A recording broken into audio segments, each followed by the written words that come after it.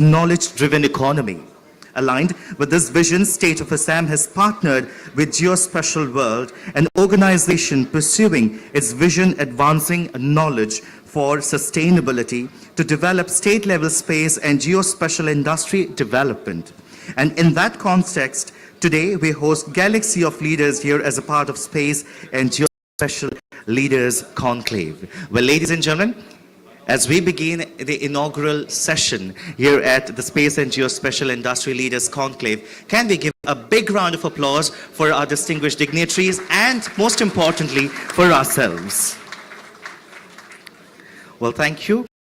And now, ladies and gentlemen, to set the context for the afternoon and also to present the keynote address, may I please welcome on stage to present the welcome address which is due on behalf of the inaugural session today here at Advantage Assam 2.0.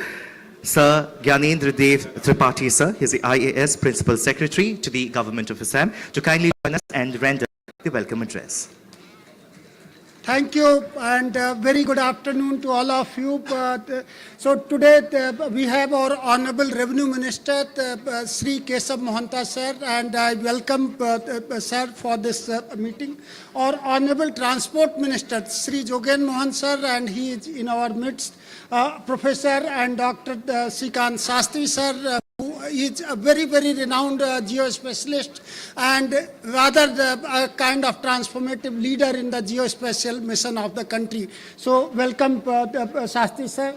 And then we have our Surveyor General of India, in fact, a very glittering personality, our Hitesh Makwana sir, and he is Surveyor General of India, who is in the foundation of making maps of the entire nation. So welcome to Surveyor General of India, Sri Hitesh Makwana sir. My batchmate, Mr. Kunal Satyarthi, he is another person who is driving the land in a big way, and he is Joint Secretary in the Department of Land Resources, Government of India. I welcome Sri Kunal Satyarthi, who is there. Our dearest friend, Mr. Sanjay Kumar, in fact, but for him, this the whole thing would not have been possible. So he is the brain behind it. In fact, whenever we are talking about the hardware, so hardware can be many, but he is the software who has brought this particular whole paraphernalia onto this stage, and we all are here. Now I am turning to the audience. The people on the dais I have already introduced. Turning to the audience, and then first I would like to welcome the meritorious students. And when I use the word meritorious student, each of the student or the researcher who is sitting in this hall has come through a process, and by proving the merit, in fact all of them, they have taken a quiz, and in quiz they have performed well, and that is why they have been selected and they are here. Welcome to your prowess and welcome to your intellectual capability, welcome to your merit. So thank you to the students and researchers who are here. Then from different companies, in fact, the leaders whom we have called, who are really showing a lot of due diligence in mapping, in due diligence in capturing data and making it accurate and reproducible. So all kind of industry leaders who are here. We have startups who have come from different sources. In fact, one name I would like to take, that Civic Data Lab, that is one kind of not-for-profit organization. They have been working with the IDS-DRR as well as with our surveying tools and helping us. So today, one of the platforms which have been evolved with the IDS-DRR and this Civic Data Lab, that also will be launched in this particular session. So I welcome all the experts, all the knowledge givers, knowledge makers, and I will not come between the real knowledge and the audience. So that is why I just conclude my welcome speech at this point. Thank you very much, and looking forward for a very, very intellectual and stimulating engagement. Thank you.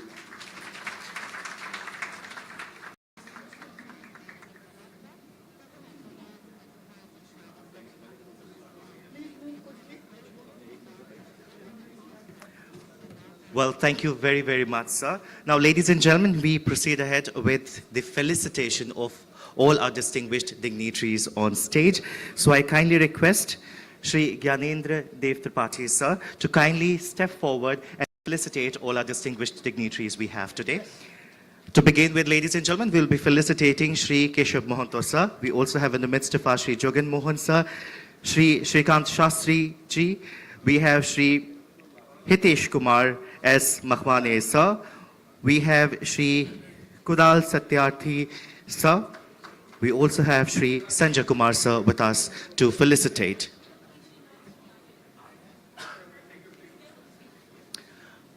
We're also delighted to have in the midst of us Shri E. Srinivas sir.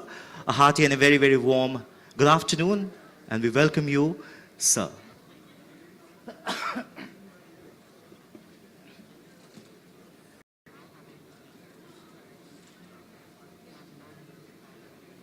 Ladies and gentlemen, this indeed is a moment of immense pride and great pleasure to be a part of such a humongous and such a massive investment and infrastructure summit. And it indeed is a great honor at the same time to have such stalwarts and senior shore come under one roof and rejoicing and talking on subjects which indeed is the driving force of tomorrow for our part of the region.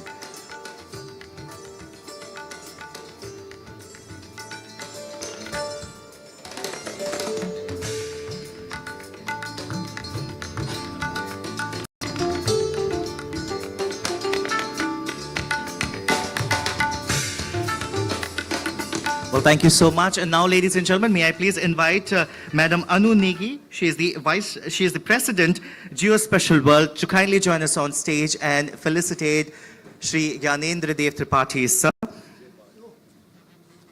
He is the Principal Secretary, Revenue and Disaster Management Department and CEO, and also the host of this session. So, a big round of applause, ladies and gentlemen, everyone present here.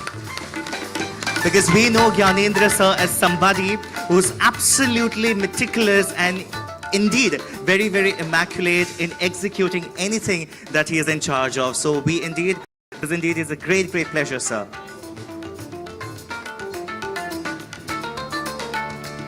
Well, thank you. And moving on ahead now, ladies and gentlemen, we welcome on stage to present the keynote address and to set the context for the afternoon. May I please request the CEO, Geospatial World, Shri Sanjay Kumar, to kindly address the gathering.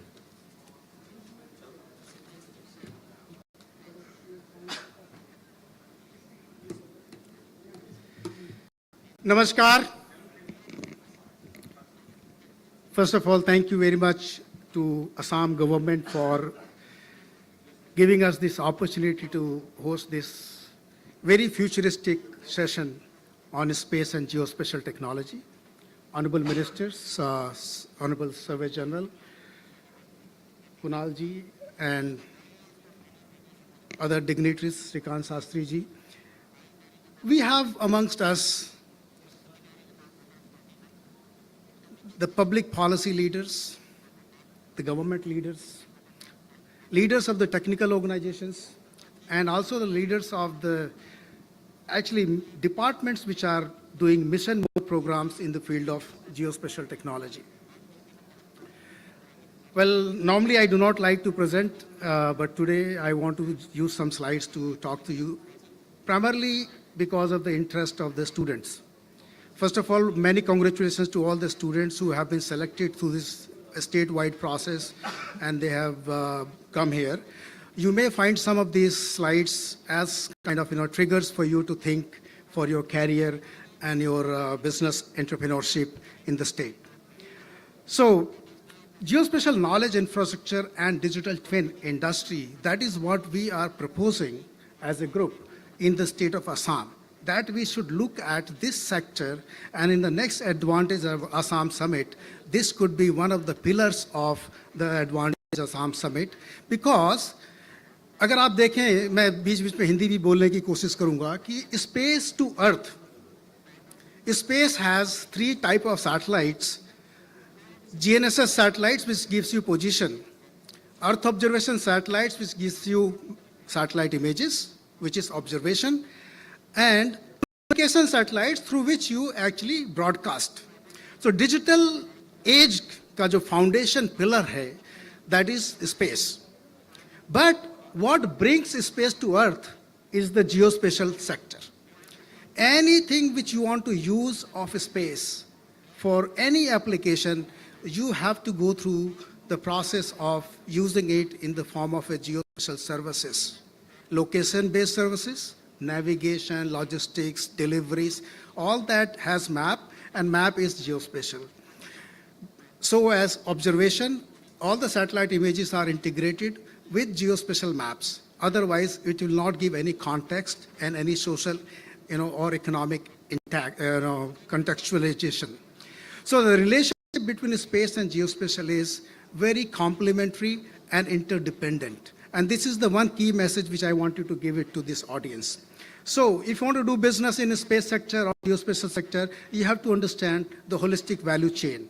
And then moving from geospatial and space to kind of digital twin. And digital twin is nothing but a digital replica of anything, which could be building, which could be a road, which could be even your organization.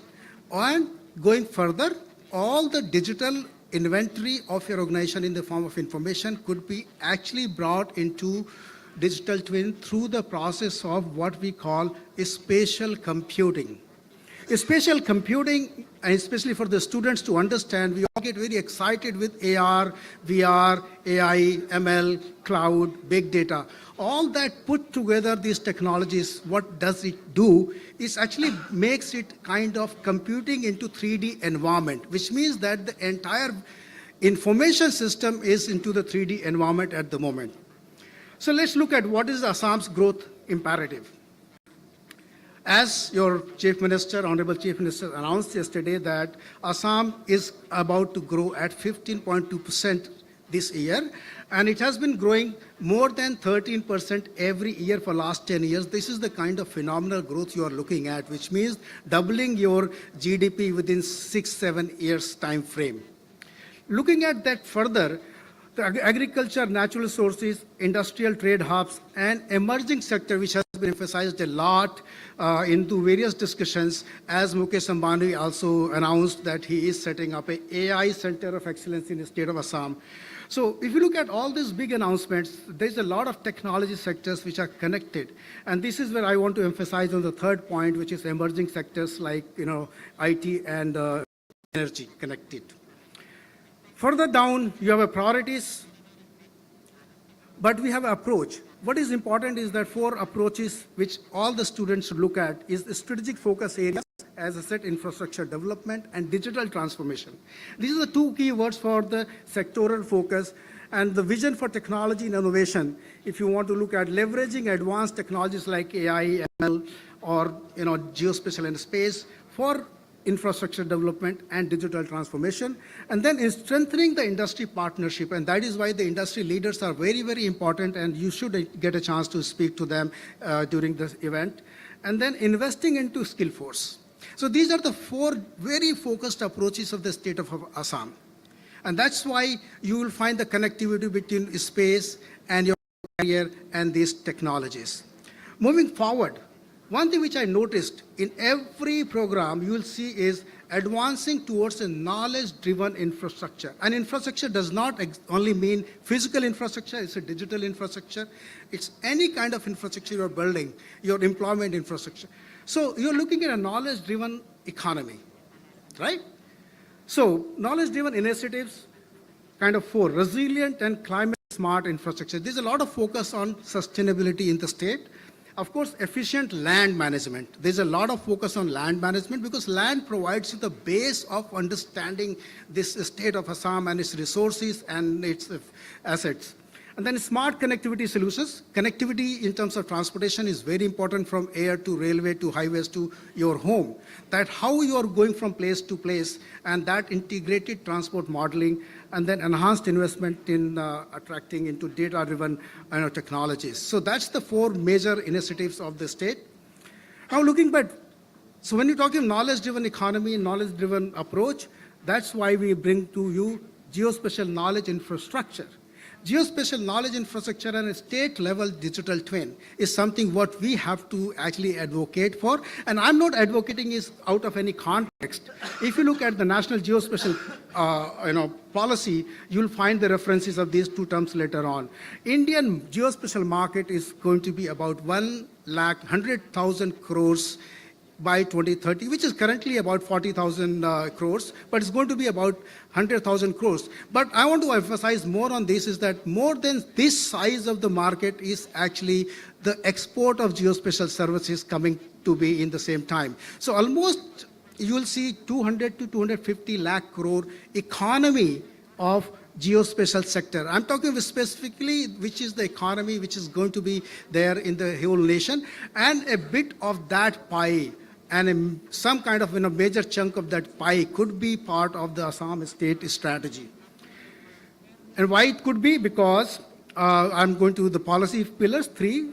We have a foundation, the 2025, of course, our will speak about more about this, but we are also aiming as per the geospatial policy to create a geospatial knowledge infrastructure by 2030, and we are looking at creating a national digital twin by 2035. So all these are actually very structured, thought processed directions. So what we are talking today to you is actually for your future, because in the next 5 to 10 years, you can actually leverage these opportunities to build your career. So just some snapshots, I know I'm short of time. So this is the kind of whole architecture of digital twin and geospatial infrastructure. So how many technologies come together? And that's what I said, spatial computing, like you are computing into 3D environment. Everything you will see in 3D. And these slides will be available to you as part of, conference. Probably we have no hesitation in sharing that. Let's look at Assam pilot state. I want to propose with honorable ministers and all the senior bureaucrats and stakeholders of the state, Assam should go for a kind of a state for geospatial space innovation. Actually aim to develop an Assam state geospatial infrastructure and digital twin. And that should actually provide the foundation for governance, development, security, and management of the state. And that's my request and call for. But how we can do is, first state to develop the state-level geospatial policy. We are almost very close to announce that, and the state is working with that policy. Then looking at policy which is aligned with national space policy, national geospatial policy, national data policy, national drone policy, and then moving towards state geospatial knowledge infrastructure and digital twins. So what we have seen in the policy of the government of India, we should actually implement that at state level, and that is why you see the representative of the user ministries and the mission mode programs are here. They will talk about national geospatial programs and attractive funding. Actually looking at attracting foreign direct investments as well because of the large pool of human resources which we have in this state. I want to just leave in this level where creation of Assam State Industrial Development Board, partnership and collaboration with national geospatial organizations is streamlining project biddings, enhancing local manufacturing capabilities, boosting international competitiveness, fostering public-private partnerships, and promoting geospatial literacy and skill development. These are the very important ingredients of the Assam state geospatial infrastructure. And if we do so all, it will be kind of benefiting to all of us, but that will also look at actually creating a very strategic impact into the Assam state development, be it in the field of disaster management, water resource management, agriculture, urban development, forestry, or infrastructure. All these priorities areas will be covered by one map, one state, one map. What I want to emphasize one again to GD Tripathi and other stakeholders that look at bringing all the information into one state level geospatial map. One state, one map, and which can be used by the government, could be used by the businesses, could be used by the citizens. So this is the call which I want to give, and all the students, please find your future in this because you are the ones who are going to take it forward. With this, thank you very much.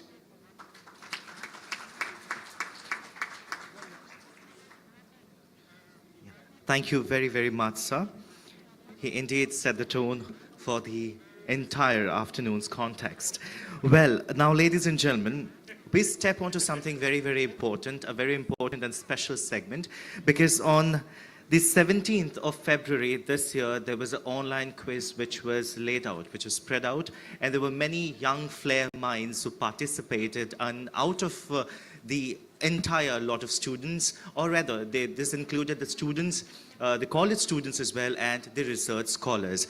Out of all the participants, there were 3 shortlisted participants who will be awarded this afternoon. And to present the award, may I request Honorable Minister of Transport, Hill Areas, Cooperation and Indigenous and Tribal Faith and Culture Departments, Shri Jogan Mohan Sir, to kindly step forward. And we would request the students to kindly join us on stage. May I please invite Siddharth Raut to kindly join us on stage. Many, many congratulations, Siddharth Raut.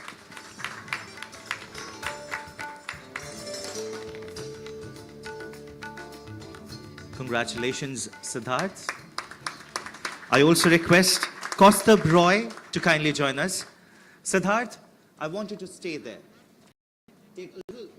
Go a little side and stand there.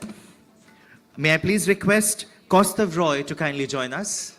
There he is. Sir, I kindly request you to please do the honor.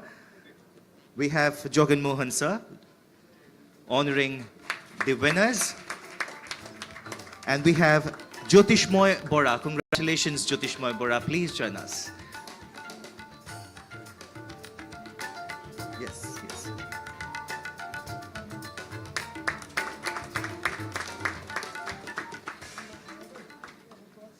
Many, many congratulations. Well, sir, Jogan sir, I would request you to kindly take a position because we want to capture this moment and officially capture this moment. I would request all the 3 winners to kindly step forward and pose for a group photo. This is a moment, ladies and gentlemen, we would want to keep it safe and quiet because they are the ones that are the driving force of tomorrow for our motherland. Many, many congratulations. You may please take your respective seat. And with this, now, ladies and gentlemen, I would request for the inaugural address, Shri Jogan Mohan Sir, Honorable Minister of Transport, Hill Areas and Cooperation and Indigenous Tribal Faith and Culture Departments to kindly address the gathering.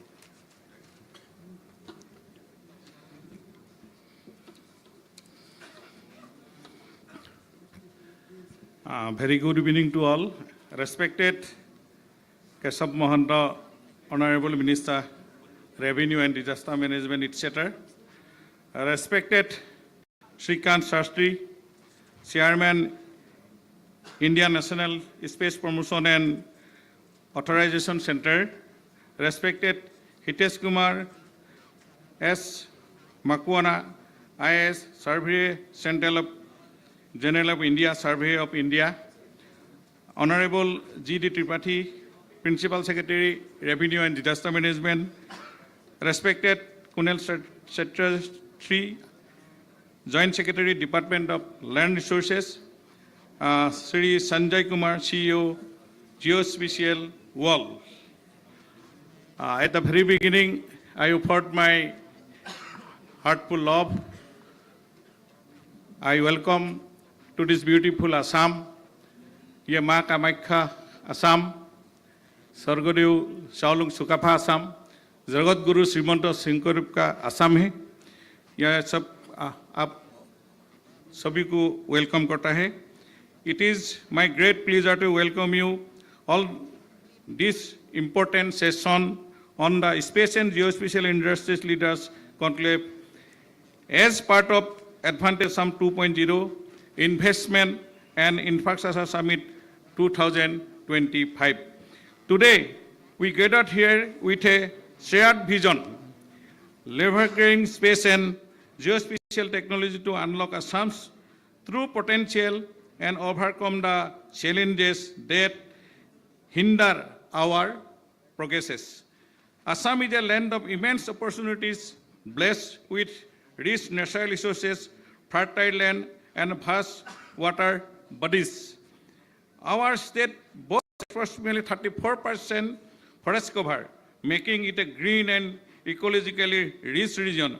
Our fertile plains supported diverse agricultural, horticultural, and sericulture activities, playing a crucial role in India's agrarian economy. Assam's tree industry accounts for over half of the Indian tea production and 10% of the world tea supply. Moreover, Assam is home to abundant water resources with a mighty Brahmaputra and Barak rivers providing sustenance to millions.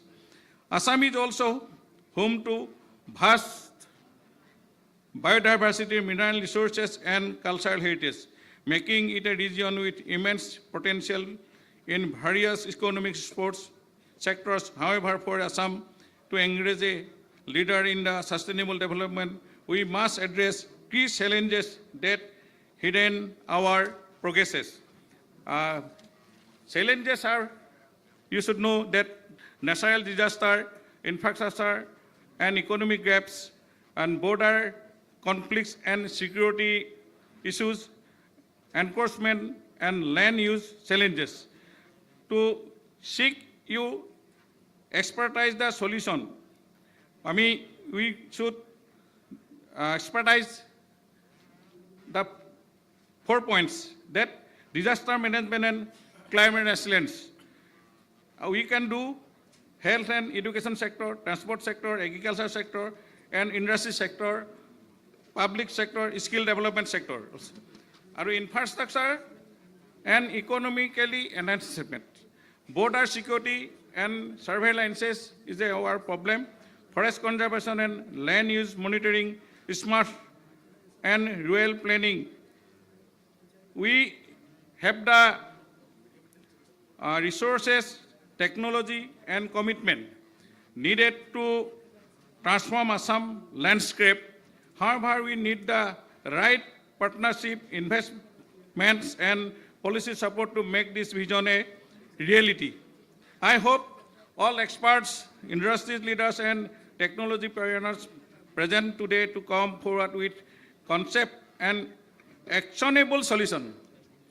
Let us leverage the power of space and geospatial technology, AI, IoT, GPS, and ICT to make Assam a leader in smart infrastructure, environmental sustainability, and disaster resilience. My time has gone. It is also one of the geospatial technology using. Last, I request you, my dearest students are also here. I like to request them to what is our key applications. Key applications: market analysis, site selection, logistic optimization, resource management, and risk assessment. We also look after the key components. We have sufficient components: GIS, GPS, remote sensing, and LIDAR. By using this, we can solve our problem. And we also look about the key sectors opportunity we can also take: disaster management, urban and rural planning. This we can all. Today's discussion point will take place with these few words. I like to conclude my speech. Thank you all, and I look forward to an engaging and insightful discussion today. Successfully, it will be finished. I congratulate everybody sitting here, dignitaries, and also the participants, and also my dearest students. I thank you, and to all blessed by Government Ma Kamakya bless you. Thank you. Okay, thank you. Well, thank you very, very much, sir. Well, ladies and gentlemen, and especially this one's for all the students, I have a quick announcement to make. Well, the winners here, the top 3 winners who's honored here on stage, the cash prize would be transferred to your bank account soon after the session is over. And however, the 100th position holder You may please collect your certificates soon after the session is over. Well now, ladies and gentlemen, moving on ahead with something very, very important and very special that we all have been waiting for, because it's the launch of the IDS-DRR platform. Well, ladies and gentlemen, we have in the midst of us our Honorable Minister for Revenue, Disaster Management, Information Technology, Science, Technology and Climate Change Department, Sir Keshav Mohanta, sir. I kindly request you to please step forward. Along with sir, I would also request the CEO, ASDMA, and he's also the Principal Secretary to the Government of Assam, Shri Gyanendra Dev Tripathi, sir, to kindly step forward. And we also have Shri Gaurav Godwani, the co-founder and Executive Director of Civic Data Lab, to kindly join us on stage. Keshav, sir, I kindly request you to please step forward and launch the most awaited platform, the platform of IDS-DRR.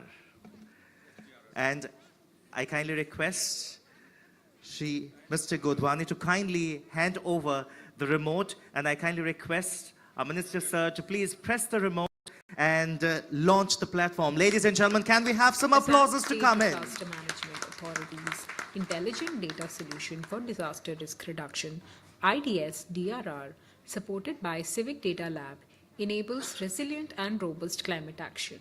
IDS-DRR brings together diverse high-value data sets to help identify and prioritize resource mobilization and other actions for mitigating the impact of climate change on the most vulnerable communities and geographies. It helps assess a flood risk score, which is calculated as a function of hazard, exposure, vulnerability, and government response. The platform leverages AI to transform this data into a monthly flood risk assessment for each district and revenue circle of Assam. The IDS-DRR platform enables authorities to undertake strategic resource mobilization for disaster risk reduction through the analytics dashboard, where officials can get an overview of flood risk levels at a glance through different sets of indicators. They can quickly identify districts at high risk for a selected month. Under the High Risk District section, users can explore detailed data sets that highlight contributing factors.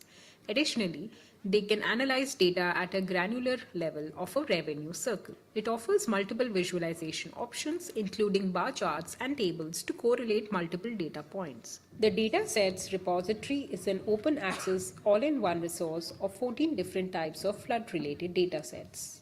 Through the tenders dashboard, officials can analyze flood-related public procurement data across line departments, districts, and seasonality.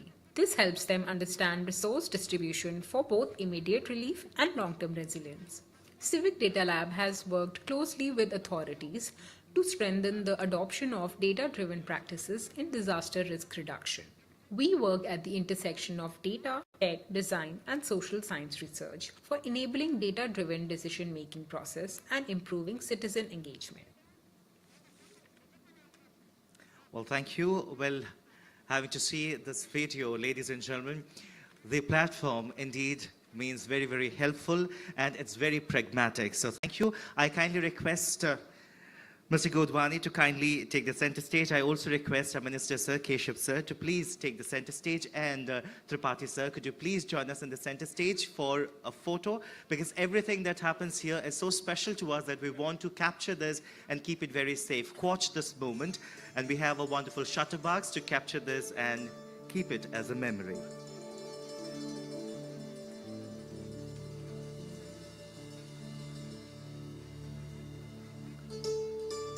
Well, thank you very much, Mr. Godwani. You may please take your seat.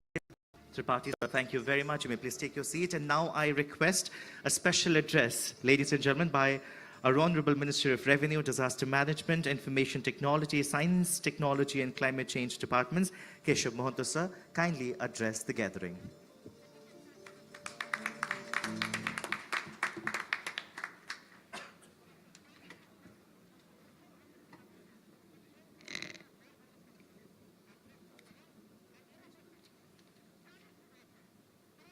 Honorable Minister, Transport Corporation, Hills Area Development, Mr. Jogen Mohan, Shrikant Sastriji, Chairman of Geographical Data Promotion Development, Government of India, Sri Hitesh Kumar S. Makhwana ji, Survey General of India, Sri G.D. Tripathi ji, Principal Secretary, Revenue and Disaster Management, Government of Assam, Kunal Satrasi ji, Joint Secretary, Government of India, Department of Land Resource, Sri Srinivas ji, Joint Secretary, Government of India, Department of Promotion of Industries and Internal Trade, and Sanjay Kumar, CEO, Geospatial World, respected dignitaries, esteemed industry leaders, expert and distinguished guests, ladies and gentlemen, warm good afternoon for all of you. It is my great pleasure to be present here at this important session on the Space and Geospatial Industry Leaders Conclave, organized as a part of Advantage Assam 2.0 Summit 2025.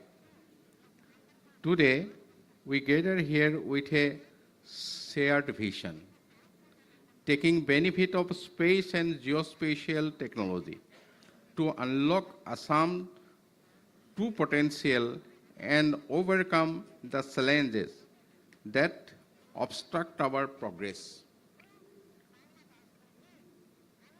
Despite its rich natural resources, fertile land, and vast water bodies, Assam faces a critical challenge with increasing frequency of disasters like flood, lightning, storm, and extreme heat wave like or earthquake, landslide, drought, etc. Accelerated by climate change and increasing number of extreme weather events. To mitigate it, these kinds of extreme events and face the adverse promptly, Assam State Disaster Management Authority has been working proactively towards mainstreaming disaster risk reduction and moving from disaster response towards building resilience and focusing on mitigation. In the recent years, SDMA has made commendable efforts in disaster preparedness and response, creating a robust network to trained youth volunteers in the state. Nowadays, artificial intelligence play an important role to mitigate the risks and disaster preparedness. In response part also, AI technology-based equipment helps identifying the risks which need to be cared of. In view of this, SDMA, in collaboration with Civic Data Lab, has developed a intelligent data solution for disaster risk reduction. This open data platform is enable resilient and robust climate action. Intelligent data solution for disaster risk reduction data platform combines 14 different flood-related data sets from multiple sources like IMD, DRIMS, Bhuvan Assami tender platform. This platform uses artificial intelligence to create comprehensive risk source and monthly flood risk reports for every district and revenue circle of Assam. This will help our officials at the state and district level as well as the field officers to identify the prioritized intervention required to build long-term disaster resilience against the flood for the state of Assam. With launching of this IDS-DRR platform today, Revenue and Disaster Management Department, Government of Assam and SDEMA will be equipped with more artificial intelligence-based tools for handling disaster management, planning, and risk reduction. I would like to thank Civic Data Lab for their collaboration and developing this IDS-DRR platform and look forward to future cooperation in many unexplored areas of disaster risk reduction in the state. I welcome panelists, experts, and entrepreneurs in the geospatial field participating in this important session. Your valuable ideas, guidance, and cooperation will continue to encourage us in the coming days. Once again, I thank all of you. Thank you. Well, thank you very, very much, sir. Well, now, ladies and gentlemen, moving on ahead, we have a few dignitaries, or rather industry experts, to join us here on the podium and share the keynote address. To begin with, ladies and gentlemen, may I please invite the Chairman, Geospatial Data Promotion and Development Committee, Shri Shrikant Shastri, sir, to kindly join us and address the gathering.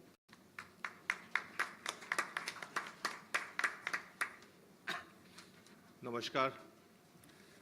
Honorable Sri Keshav Mahanta, Honorable Sri Jogen Mohan, Sri G.D. Tripathi, Principal Secretary, Hitesh Makwana ji, Survey General of India, Kunal Satyarthi ji, Joint Secretary, DOLR, E. Srinivas ji, Joint Secretary, DPIIT, and Sanjay Kumar. It is a pleasure to be in what was described earlier as beautiful Assam and high potential Assam. And we can see how successful this Advantage Assam 2.0 summit is purely because it was impossible to get any flight tickets coming to Guwahati or any hotel reservations in Guwahati. So clearly this is a blockbuster sellout event. So congratulations to the government of Assam and the people of Assam to making it possible. So yesterday in his speech, the Honorable Prime Minister mentioned the fact that Assam's economy is 6 lakh crore rupees this year, which is about $70 billion. And he also said how Advantage Assam is a mega campaign to connect the world with the potential and progress of Assam, something which may not have got enough attention in the previous years. Similarly, the Honorable CM in his speech said Assam had one of the highest growth rates at 15.2% GDP growth rate this year. And by 2030, it will be a $143 billion economy, which is double from what it is today in 5 years from now. So important to remember that the two technologies we're discussing today, space and geospatial, have a big role to play in making this a reality, in helping Assam double its GDP base. I would like to thank Sanjay Kumar ji for right at the beginning explaining in very simple terms the ABC of what space and geospatial data is. Sometimes it is not clear, sometimes it is confusing, so I want to thank you for that. The honorable ministers have described some of the benefits of geospatial data and technology already.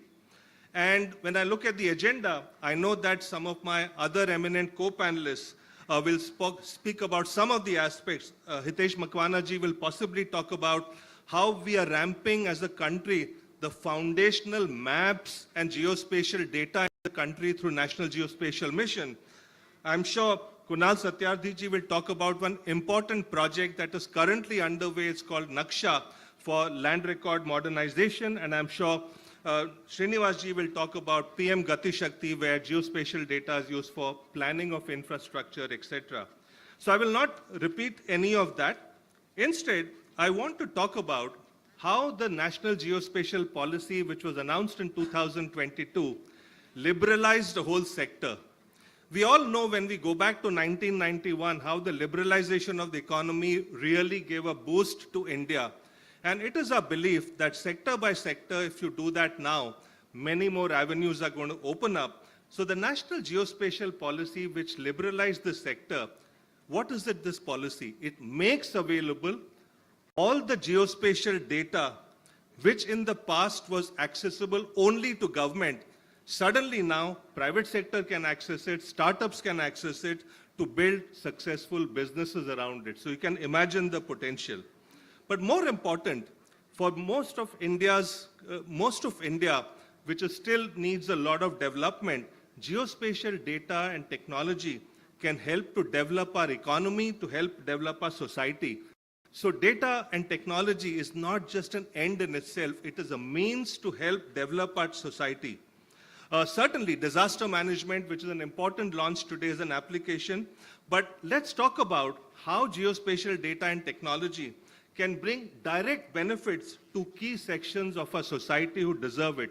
Farmers, youth, rural artisans, women, how can they benefit from this?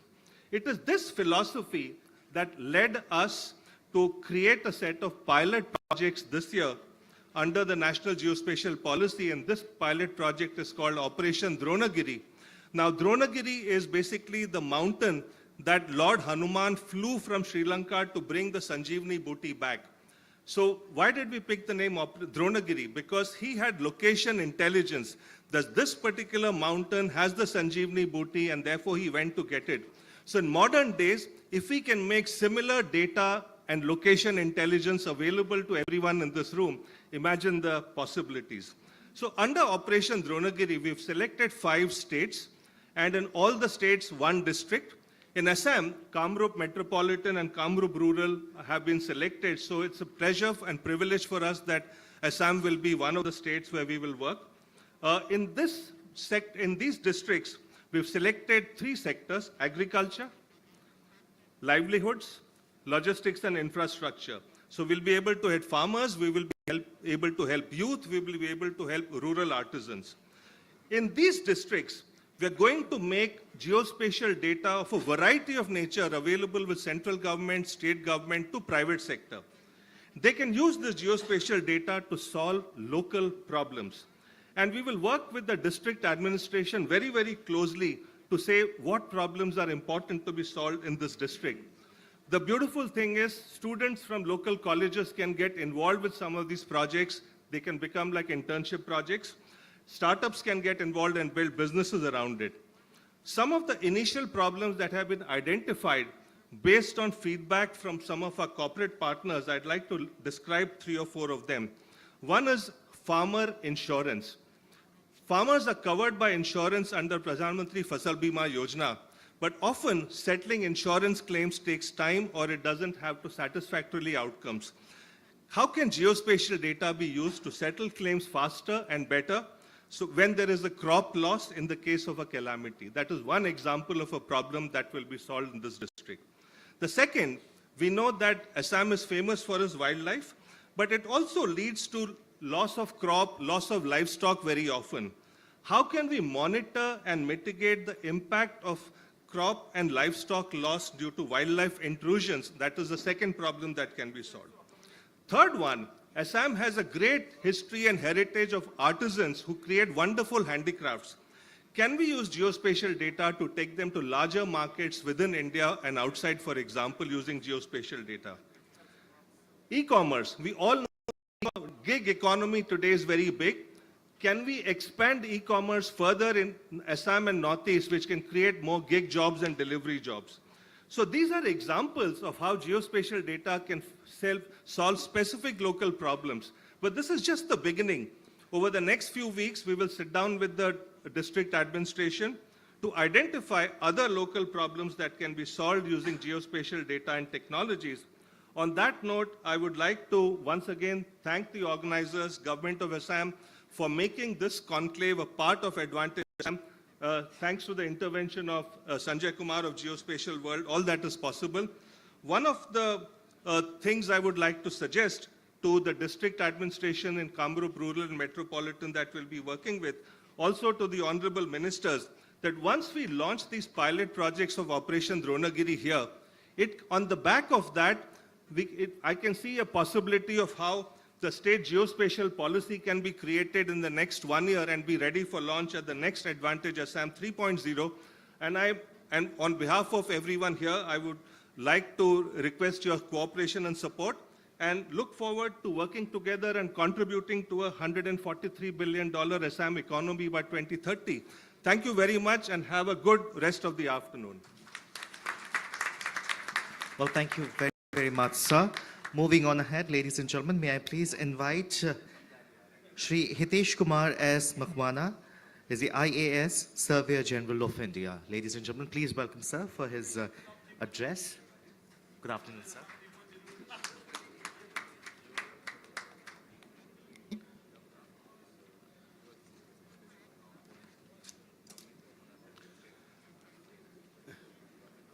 First of all, let me convey my sincere thanks to Government of Assam for organizing Advantage Assam 2 Investment and Infrastructure Summit 2025.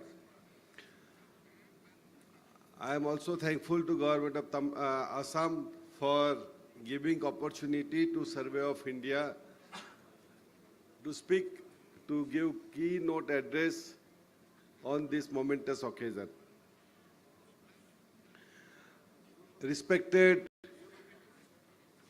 Honorable Minister Sri Jagan Mohan, Honorable Minister of Transport, Hill Areas Cooperation and Indigenous and Tribal Faith and Culture Departments, Honorable Sri Kesab Mahanta, Honorable Minister of Revenue, Disaster Management, Information Technology, Sri Sikant Sastri, Chairman of Geospatial Data Promotion and Development Committee, Sri Kunal Satyarthi, Joint Secretary, Department of Land Records, Sri E. Srinivas, Joint Secretary, DPIIT, Government of India, Sri Sanjay Kumar, and my dear friend, Gyanendra Tripathi.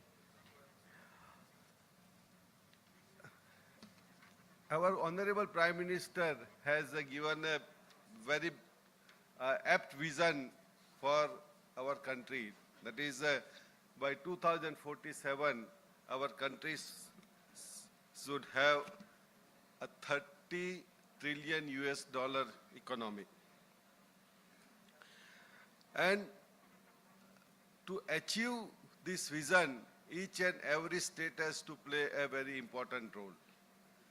And in that direction, Assam government has also made that vision plan. What would be the economy of Assam by 2013, 2047? Government of India's Viksit Bharat vision, it basically focuses on economic transformation, digital infrastructure, environment sustainability, and social progress. We all know that Assam has having a very strategic location in Northeast India, and this state is really having excellent natural resources, having good biodiversity and cultural heritage. However, it is also having various issues related to disaster management, especially the flood. When it comes to Survey of India, why Survey of India is in this Advantage Assam conference? Because Survey of India is the only organization in this country which is erstwhile, it was providing geospatial data.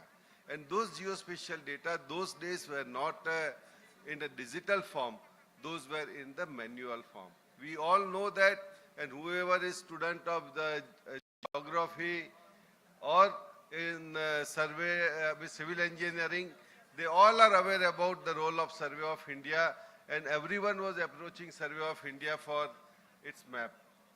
You all know that it was not that easy to get those maps. As one of the speakers rightly mentioned that the government departments, they were getting these maps, but private were finding it extremely difficult. But I want to confess here, even government departments are also finding extremely difficult to get the maps from Survey of India. But yes, due to government's latest liberalized policy of 2021, each and every map of Survey of India today is available in our website. You just simply go to Survey of India's Map My India, online map of India, you will find all the topo sheets of Survey of India, and you can view it free of cost. You can download it free of cost. And after liberalizing this, the usage of these maps has increased phenomenally. When it comes to our state, this Assam, why it is more important? It is more important because there are so many opportunities in Assam to use this geospatial data, especially in the field of disaster management. I am told that in Assam, because earlier myself and Kunal, both of us were in disaster management in Ministry of Home Affairs. He was in National Disaster Management Authority Joint Secretary. I was Additional Secretary in Disaster Management. That time we were frequently interacting with Gyanendra, and there was this concept of how this geospatial data, geospatial infrastructure can be used for disaster management. We were also initially finding, what is this, how it is possible. But today, Mr. Gyanendra, with the help of Honorable Minister, they have now launched intelligent data solution for disaster risk reduction. This is one of the pioneer initiative of government of Assam. And those data, what they are getting is also mostly the geospatial data. One more important thing here I would like to also mention that in India, most of the state, there are the issues related to land records. Once upon a time, Survey of India was also doing revenue survey. 1905, this revenue survey was stopped by Survey of India. But after Swamitwa, again Survey of India is involved in doing Abadi area survey. Similarly, Department of Land Resources has commenced a new program called Naksha. This program is there in Assam also. Assam is also doing a Amrut project. Assam in Guwahati, we will have a digital twin project. Government of India has already approved for Guwahati, and for that, Survey of India is going to call for tender shortly. Sanjay Kumar has very well mentioned about digital twin, but the biggest problem with us is to finalize the specification for the digital twin. It's not easy. Sanjay Kumar is always having one grievance, why there is a Survey of India should do all this work. Why Survey of India should do work? Because private companies, they have still not having a capacity. Recently, we called for tender for Naksha. Very few companies, they participated.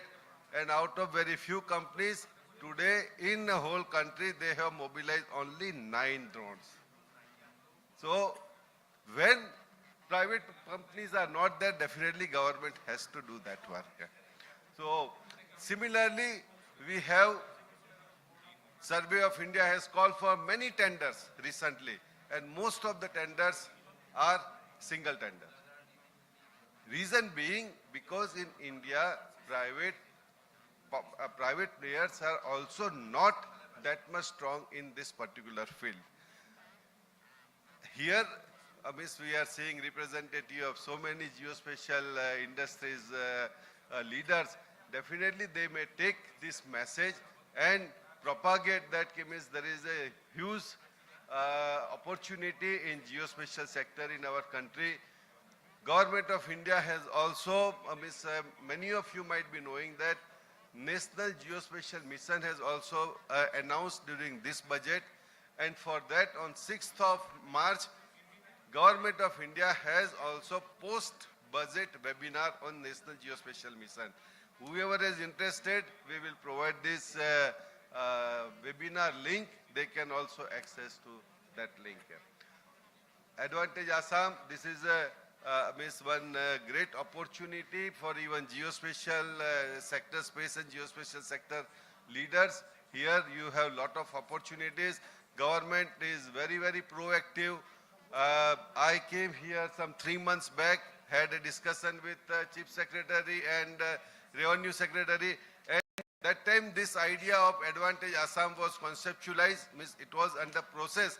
But to include this as also one of the theme, that is that whole credit goes to Chief Secretary Sanjay Kumar and Mr. Tripathi.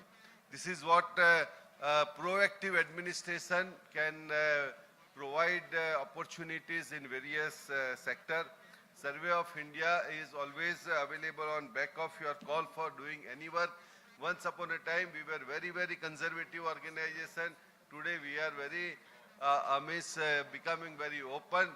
Just now, Kunal Satyarthi was telling that, sir, it is very difficult to catch you because, we are going across the country, meeting state government officials, how we can be helpful to state government officials. Here also, we also want to do same thing for the Assam. As chairman of GDPDC already mentioned that in Kamrup district, we are having Operation Dronagiri. This is only on pilot basis. Once that pilot is successful, that will be scaled up to whole state. Whole country, we have 6 districts selected. Assam, Kamrup rural is one among these 6 districts. So the success of whole Operation Dronagiri also lies on the shoulder of district administration of Kamrup district. That is this is a greatest opportunity for Assam because whole Survey of India and various government agencies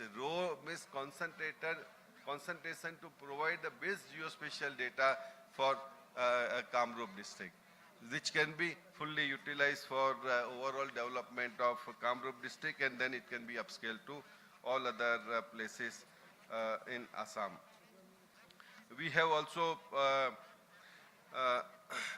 National Geospatial Policy. I request Government of Assam, when they formulate their geospatial policy, they may look into this geospatial policy.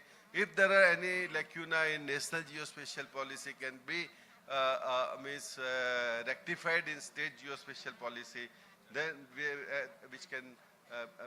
then this sector will become more vibrant. They have, Mr. Sanjay Kumar in his presentation already mentioned that a geospatial investment development board can also be established in Assam. This is also one of the good suggestions. That national level also we are in the process of establishing Geospatial Investment Development Board. Similarly, there is a National Geospatial Skill Council is under process. Point what I am making, this field is very, very emerging field. It is having a tremendous use in infrastructure establishment, creation of modern land records, disaster management, urban planning. All these sectors, the geospatial data has various opportunities. So with this, I have overshooted by 2 minutes, 3 minutes, but I thought, Mr. Survey General of India, earlier we were not getting opportunities to speak, so let me make it our best, make up those lost time in talking more. So thank you very much, and this is one of the excellent arrangement, and I convey my sincere thanks to Government of Assam for making this kind of excellent program. Thank you very much. Well, we extend a big thank you to you, sir, for joining us and gracing the occasion. Well, ladies and gentlemen, moving on ahead, may I now invite on stage Shri Kunal Satyarthi, sir. He is the Joint Secretary, Department of Land Resources, Ministry of Rural Development, Government of India, to kindly share the keynote address.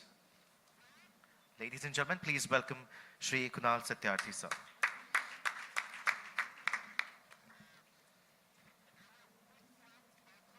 So very good afternoon to all.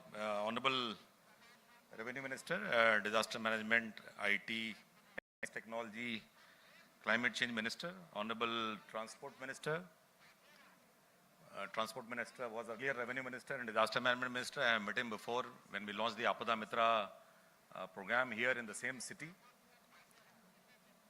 My colleagues, Gyanin Tripathi, dear friend and a batchmate, for inviting me to this beautiful gathering. Ritesh Makwana sir, Survey General of India, Sanjay ji, who has been key in organizing this conclave after our lives that you have to attend this program. So both Sanjay ji and Gyanendra made a potent force to make sure that everybody is present here. Shrikant Sastri ji, Chairman of GDPDC, leading the whole geospatial work that we are doing in Government of India and also in the states, and the Operation Dronegiri. My colleague Srinivas from the Department of IT, we have talked on phone many times, holder of Gati Shakti key, Srinivas ji, and all the distinguished audience. I can see a lot of known faces, all the industry partners, all the local officers from Government of Assam, all the students and colleagues from both Revenue Department and Disaster Management Department, and also from all the other sectors and press and media. Now, having said that, I first of all thank Government of Assam for extending this invitation to a pack house, a blockbuster, as Sastri Saab was talking about. This is actually a blockbuster. And these state level summits, we never heard about geospatial being included as a program in a, I was there in Bengal, I was there in Madhya Pradesh a few days back. Never heard about geospatial being upgraded to a important part of summit, which is supposed to be investor summit. So hats off to Gyanendra and Sanjay for organizing this. Now Assam, from my disaster management perspective and now Department of Land Records perspective, I have visited Assam many times, and I like to flag some of the issues. And then in my limited time, I would like to look at what we can do. As Director in Environment Science Technology, Government of Himachal Pradesh, I used to visit here for Space Application Center. And the science technology, and we never discovered, when I came here, I found out that the Science City and the Science Center and the Space Application Center in Assam is capable and as capable of any good places in Karnataka and Madhya Pradesh of the world. We discover Assam as we keep coming to Assam. So that was my first discovery. Then I came here in disaster management to write the first post-disaster need assessment during floods, and worked very closely with Gyanen's other part of the body, the disaster management part. And we wrote the river erosion policy for the NDMA after seeing the Brahmaputra Valley. And that policy has come out finally. And first time I saw those structures built along the Brahmaputra River, you know, enormous problem. Water is a boon for the great rice that is grown and the silk that comes in Assam, but water is also a problem. In disaster season, it is a difficult thing to negotiate. Thanks for that launch. Thereafter, after shifting to Department of Land Resources, this is the first state I visited. And my secretary told you should go to Karnataka or Madhya Pradesh or Maharashtra or Gujarat or Kerala. We do some great work. I told I'll go to Assam. Then it will go to the slightly lesser capable ones, go to Bihar, go Jharkhand. I came Assam. I remember my visit to Assam, Honorable Minister. And Gyanendra and me spent 2 days going to all these 6 offices in the city.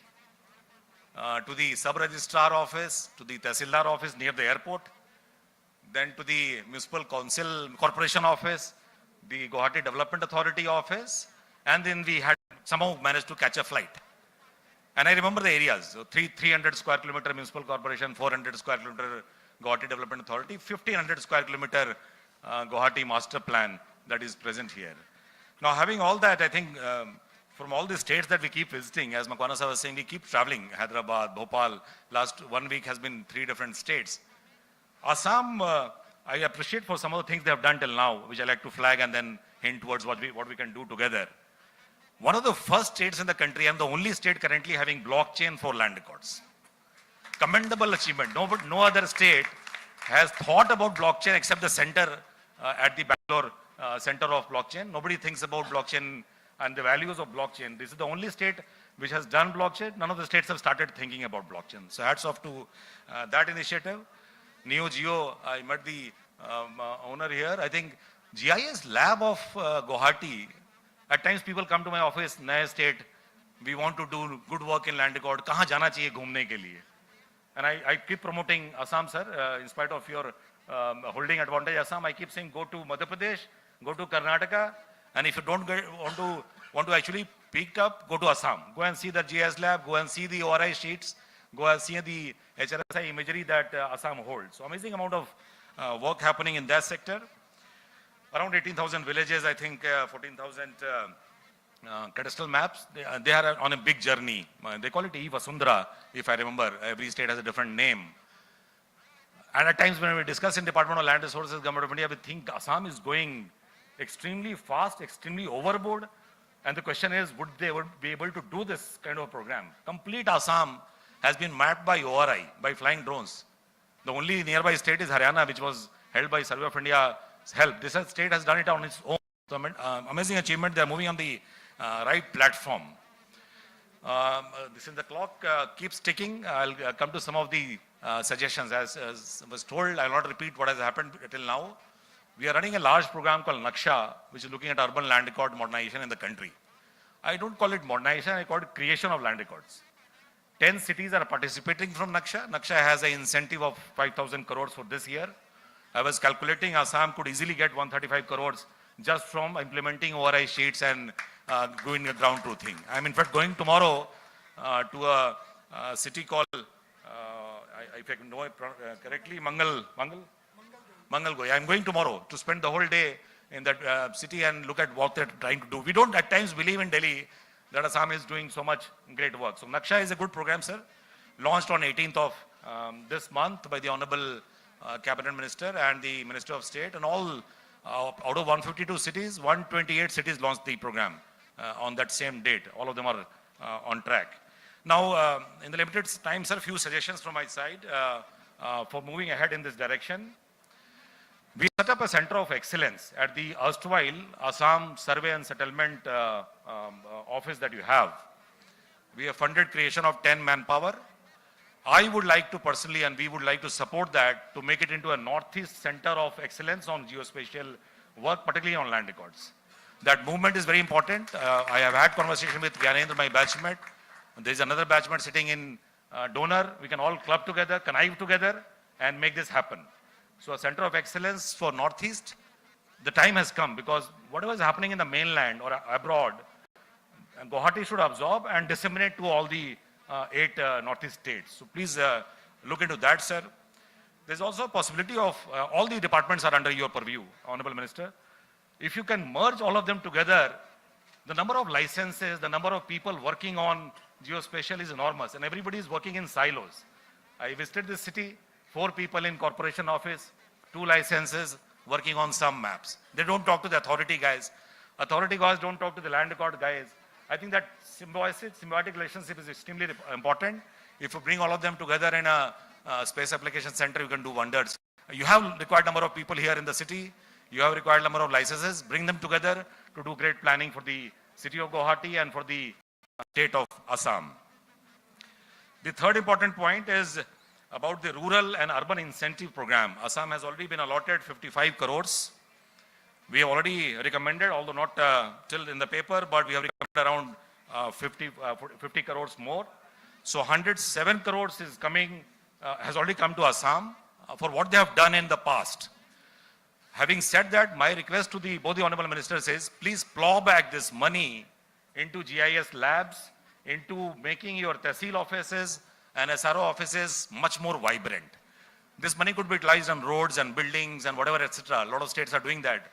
But please help the cause, today's conclave, by putting this money back into geospatial improvement that is possible at the state level, at the district level. There's a lot of incentive due for urban. Last few points is, I was told we were pushing various states. I want to bring it on record that Assam has gone paperless on registration, one of the few states in the country again. They went paperless, I think, few days back. And all the sub-registrar offices, the e-deed, normally you go to the registrar office, you have to go many times. Go for one paper, e-deed, stamp vendor, deed writer, broker, advocate. We want to make it free of that. I think Assam has moved completely paperless from some date. They would be eligible for 100 crores for that. We like to go back to Delhi and push that case. The other important thing is looking at georeferencing and giving every land parcel in the state a unique ULPIN address. As per my database, Assam has around 63 lakh land parcels, 2 crore rural population, 2 crore 60 rural population, around 60 lakh land parcels. All of them should be georeferenced. They are moving in that direction very quickly. The last but not the least is the hint towards the new incentive that we are writing for the next year. We are trying to make the revenue code systems extremely paperless and almost administrative. If you want to prolong a particular case, go to a revenue court. You will fight there for 5 years or 3 years. Make it completely paperless, completely integrated with registration system and completely integrated with land record system. The last point that I'll make is, we are looking forward to Assam as we are looking forward to some of the states I can name: Madhya Pradesh, Andhra Pradesh, Karnataka, Maharashtra, Tamil Nadu, Assam, and Bihar. Bihar has done a resurvey program. These are the 7 states that we are watching very cautiously in Government of India. If you succeed in putting all that ORI sheets and 30 centimeter HRSI images and onto your cadastral maps and do complete subdivision and cadastral maps that reflect the ground reality, Assam would be a leader in the whole world. So I wish that Assam is able to do that. We at the Department of Land Resources, Government of India, would be supporting Assam. And at times I am told that I am slightly soft towards Assam. I like to be softer towards Assam as we go ahead, not because I have a friend and batchman, because the amount of work and amount of great positive work that is happening in Assam is tremendous. We at times don't comprehend that, but hats off to Assam. Thanks to both the Honorable Ministers and thanks to the Government of Assam for giving this opportunity to share my thoughts. Thank you. Well, a hearty and a very, very warm thank you to you, sir. Well, now, ladies and gentlemen, the last speaker to address the keynote address at the inaugural session. May I kindly request Shri E. Srinivas, sir, Joint Secretary, Department of Promotion of Industries and Internal Trade, Government of India, to kindly join us and render the speech.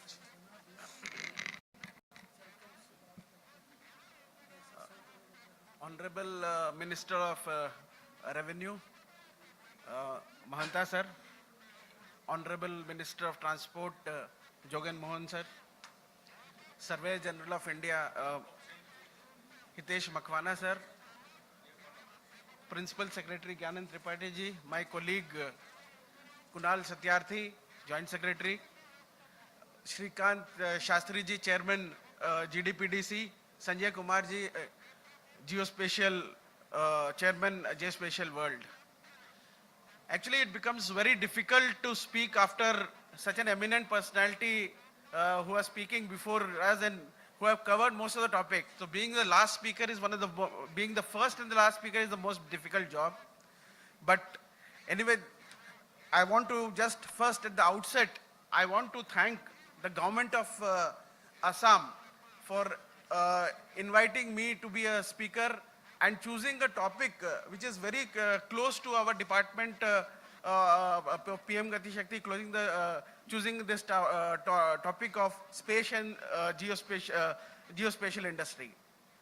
As part of DPIIT, what we are doing is, if you see the logistics consists of three parts.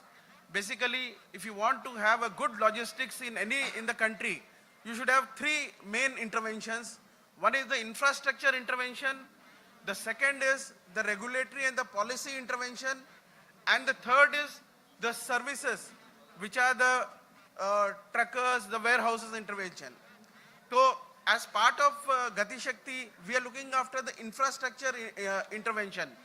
So, you will be all the infrastructure assets across the country, whether it is rail, road, power, ports, and all the social sector, whether it is schools, hospitals, Anganwadis, and the economic ministries like coal ministry, steel ministry, all their assets are now mapped on a single portal that is called the PM Gati Shakti National Master Plan. It's basically an initiative which was launched by the Honorable Prime Minister of India in October 2021, where it was decided that all the departments earlier were planning their individual, they were having their planning individually. And since infrastructure is one thing where a lot of resources we are spending for the logistic support, so all the resources should be used in an optimum way. So the logistic master plan was devised, in which first all the assets have been mapped, and we have been very successful in mapping most of the department assets, and we thank also Kunal Satyarthi. He has been very helpful in getting the land records also mapped. So as of now, we have got around 15 states which have got the land records also mapped, and we have also got help from the forest department through Parivesh portal. We have linked to the PM Gati Shakti National Master Plan and planned and brought all the assets on this single portal. Now the thing is, the government of India has made it mandatory that any project which is more than 500 crores should be mapped on this portal before it is taken to the cabinet. And even the respective state governments have also got their state master plan, and they have also decided that up to a certain crore project, more than that, that has to be mapped on this plan. The advantage of the mapping on this plan is, so whatever decision you are taking is basically a data-driven decision, and you have got visibility of all the infrastructure works, whether it is central government or state government, the works which are going on in the vicinity. Suppose you are planning a railway line, you have got the vicinity key, what are the infrastructure works of road which is being planned, what are the new ports which are coming up, what are the new airports which are coming up. So you got a visibility. So whatever you plan with the intention of multimodality infrastructure planning. So that has been the key initiative of the PM Gati Shakti which we are taking. And as Shrikant Shastri sir has told, we have given certain certain layers. We have extended that to Operation Dronagiri also, to help them the plan for the agriculture and logistic services which they'll be planning. So whatever we are planning, unless it is for the public good, that is more important. So recently the government, as a part of its initiative to make the infrastructure and other assets to the public, they have decided that as part of the budget, they have decided that certain select data layers of the PM Gati Shakti will be made available to the private sector, so that even the private sector is aware of what are the government infrastructure available and the planning which is going on. You can see that not only the infrastructure which is available, whatever the attributes of the thing, like suppose there is a warehouse which is there, central warehouse which is mapped on this portal. You will have what is the size of the warehouse, whether it's a cold chain warehouse, what is the commodity it is handling. All the things are mapped on this. So the government has decided that certain select data dates will be open to the private, so that they can make their own applications which will be for the benefit of the industry. Now, the next thing is, we have taken this PM Gati Shakti to the district also. Recently, we have launched the district master plan also, where we have opened this platform to the district collectors also, where they'll be planning all the works on this PM, all the district planning will be done on this portal. And one excellent planning which has been done on this portal, and this one was Jogi Gappa Model Logistic Park. It has been in all the three modes, whether it is inland waterway, the rail, the roadways, everything has been integrated into one platform, and it has already come into operational.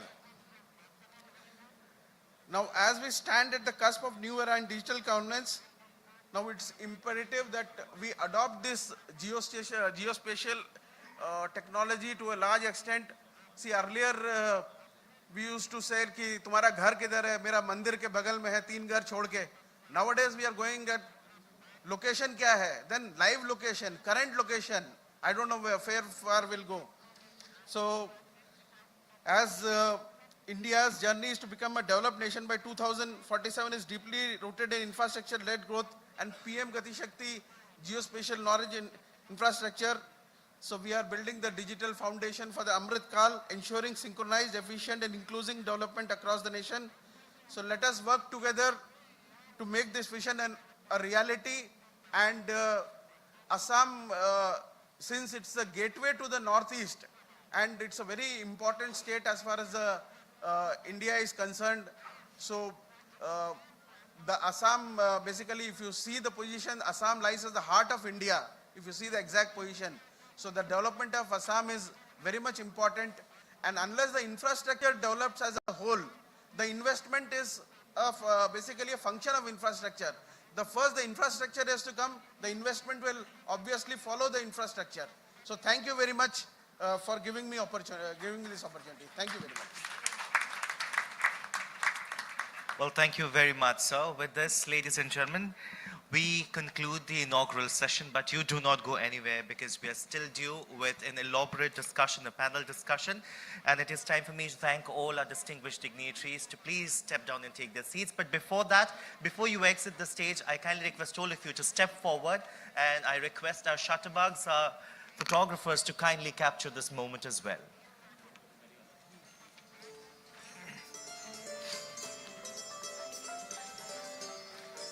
So kindly.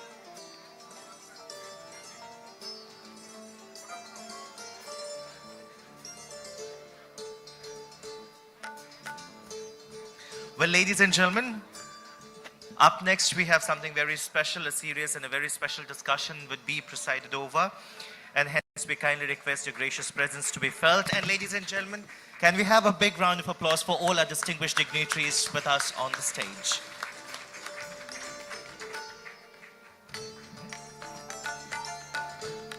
A big thank you to all our distinguished dignitaries. Once again, our Honorable Minister, sir, you may please take your seats.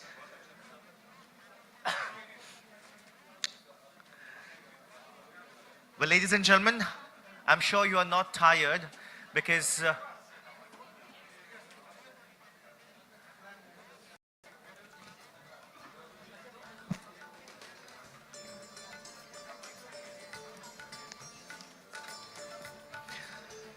well, ladies and gentlemen, I'm sure you are not tired because we will now proceed ahead with the panel discussion, a very, very important discussion here at the Space and Geospatial Industry Conclave.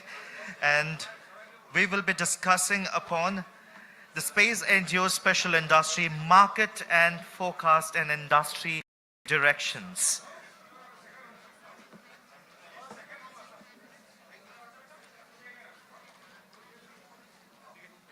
Thank you, sir. Ekdam right, sir. Thank you very much, sir.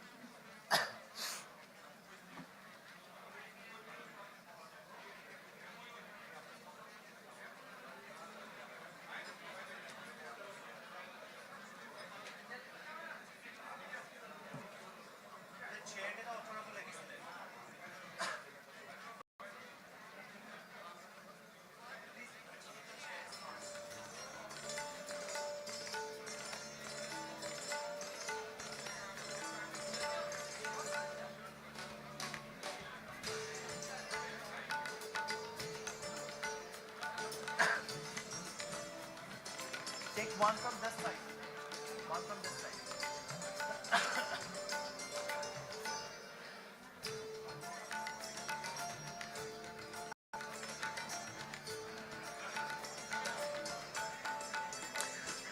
All right, ladies and gentlemen, I kindly request all of you to please settle down because we are running out of time and we need to start off with the session ahead, the panel discussion.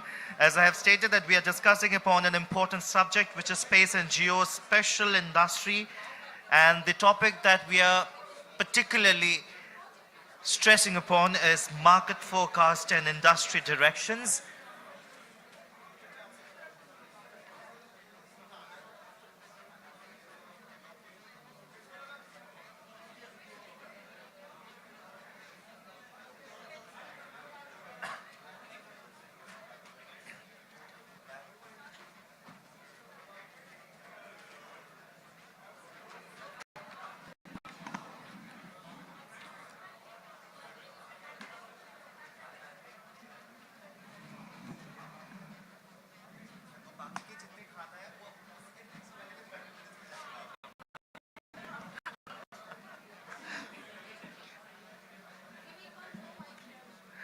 All right, so ladies and gentlemen, we are all set to start off with the session. I kindly request you all to please settle down and take your seat.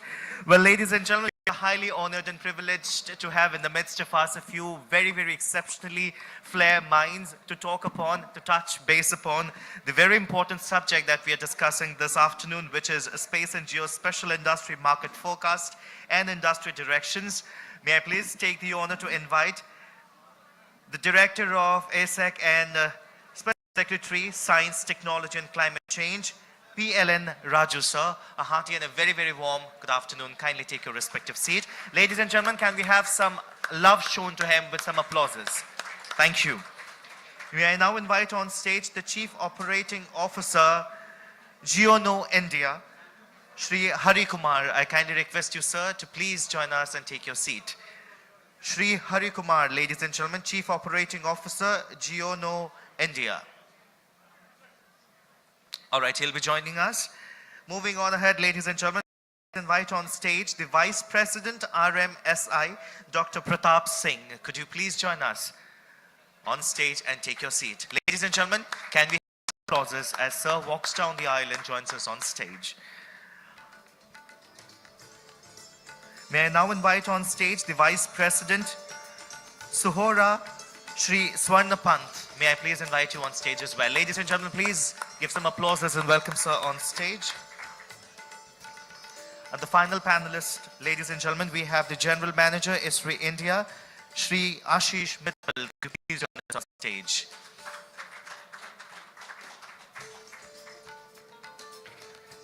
Well, we have Shri Hari Kumar, Chief Operating Officer, Geono India, joining us. Kindly take your seat, sir.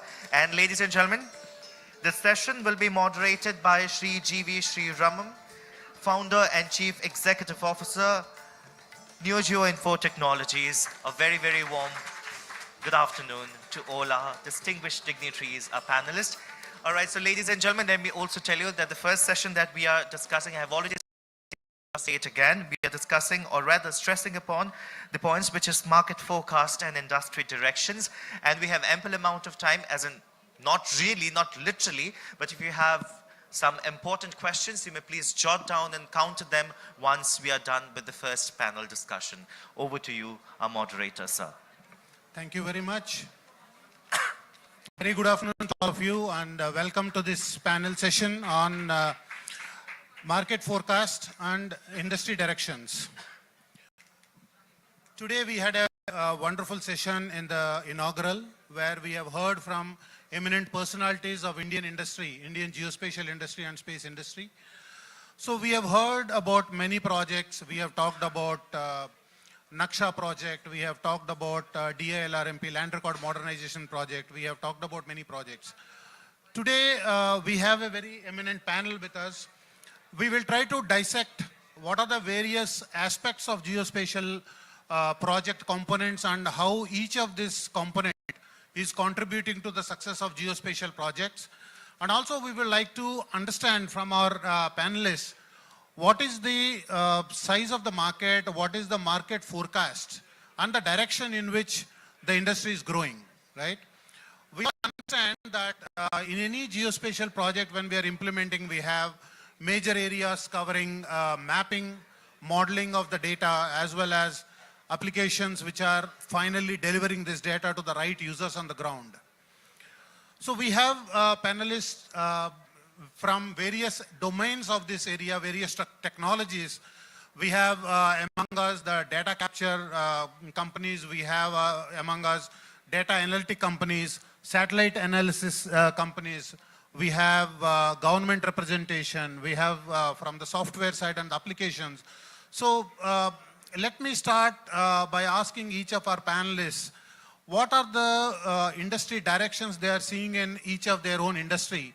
And also project us what are the overall market directions and as well as the size that they're looking in each of those industries. So let me start with Mr. Razu. He's the sole government representative here. He's the Special Secretary of Science and Technologies and Climate Change. Sir, we would like to understand that we have talked about the National Geospatial Policy and Space Policy that have brought in a lot of openness, and they have opened up the geospatial and space industry. How do you think this policy reform will contribute to the growth of geospatial industry as well as innovation and commercialization? And what are the steps that Assam government is taking so that Assam government can realize the goals and benefits out of this? Thank you, Sri Raman sir. And first of all, I take this opportunity to thank our own Principal Secretary sir for organizing this. It was also mentioned by that Kunal Satyarthi that is the first of its kind space and geospatial industry conclave is organized part of this summit investment and infrastructure. Main thing, as you mentioned, it is already showing the results when you talk about a national geospatial policy. The industry involvement in the developmental activities and all these things. You know, as I also belongs to from ISRO earlier, ISRO also has privatized in 2020, opening the space sector to the private sector. And then in space is one organization, Indian National Promotion Authorization Center. So there they are promoting, bringing the space sector, something like you talk about developing a satellite, developing a rocket, so launching the satellites and putting into this. So recently there was a Pixel who launched the hyperspectral satellites, and then with this in the next few years, it is projected to get around 700 and 800 crore business with the satellites itself. And then venture capital, if you talk about this, one is Agnikul, which has already, they launched the satellite which is built on the 3D printing. It is the first of its kind which is done, and in the world it's a record also. So they launched the Agnikul satellites.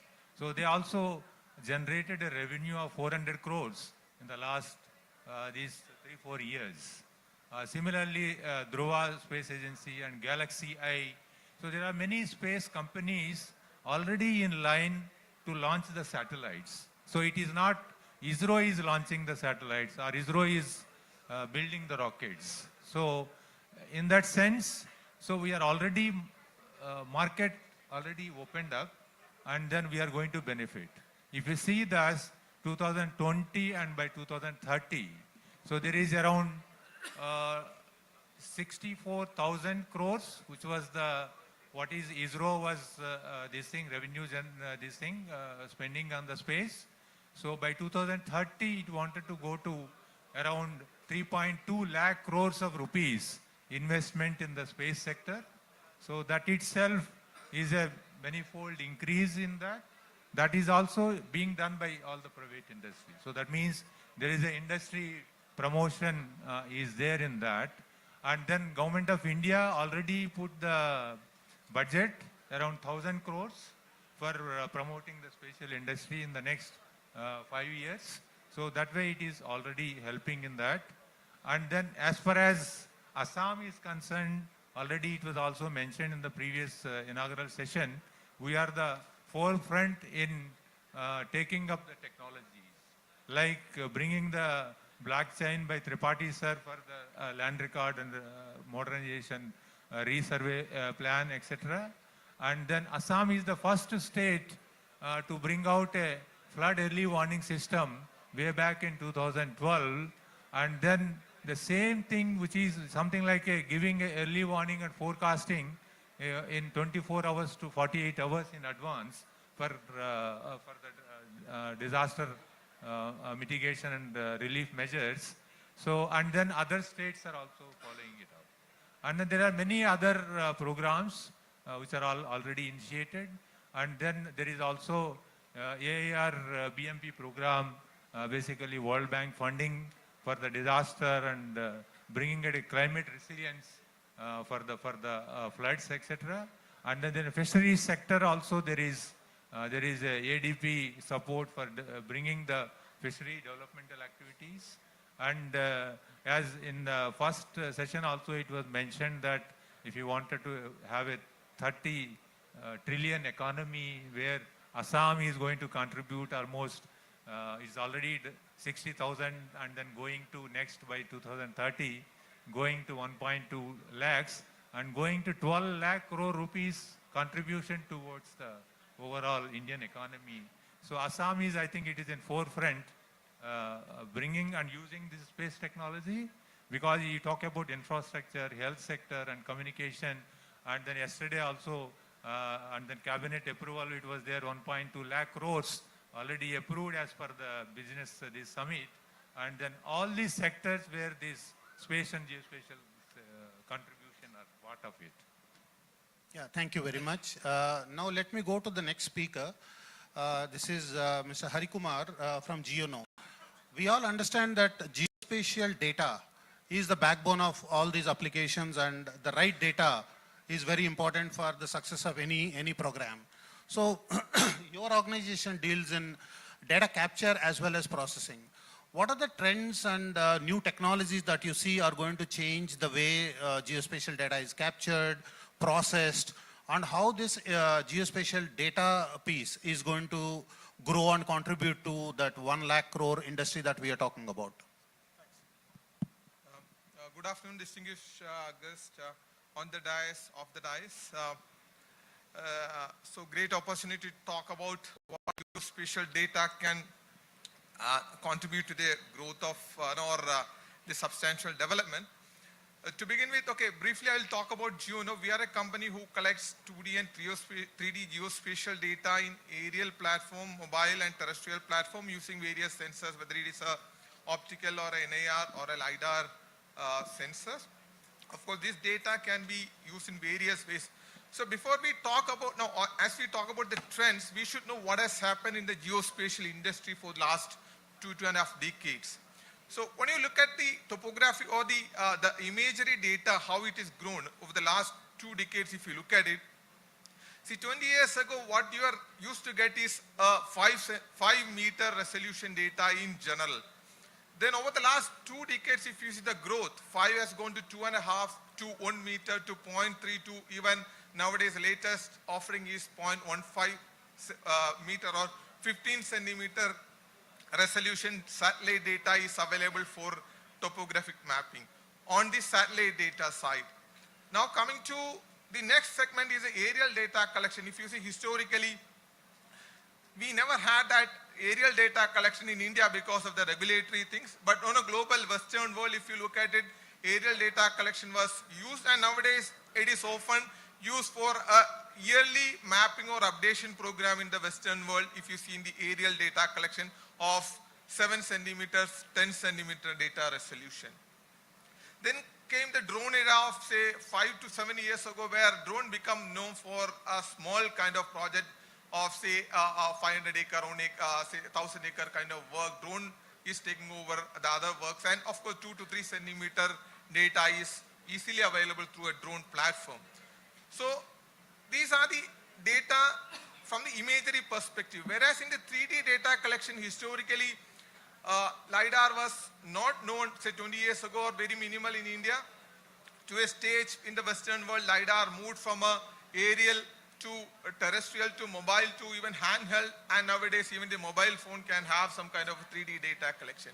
So which again, all this transformation, it took time to reach in India, but if you look at the way now we are changing with a new geospatial policy, with the liberalized geospatial policy, everybody can collect this kind of high resolution data.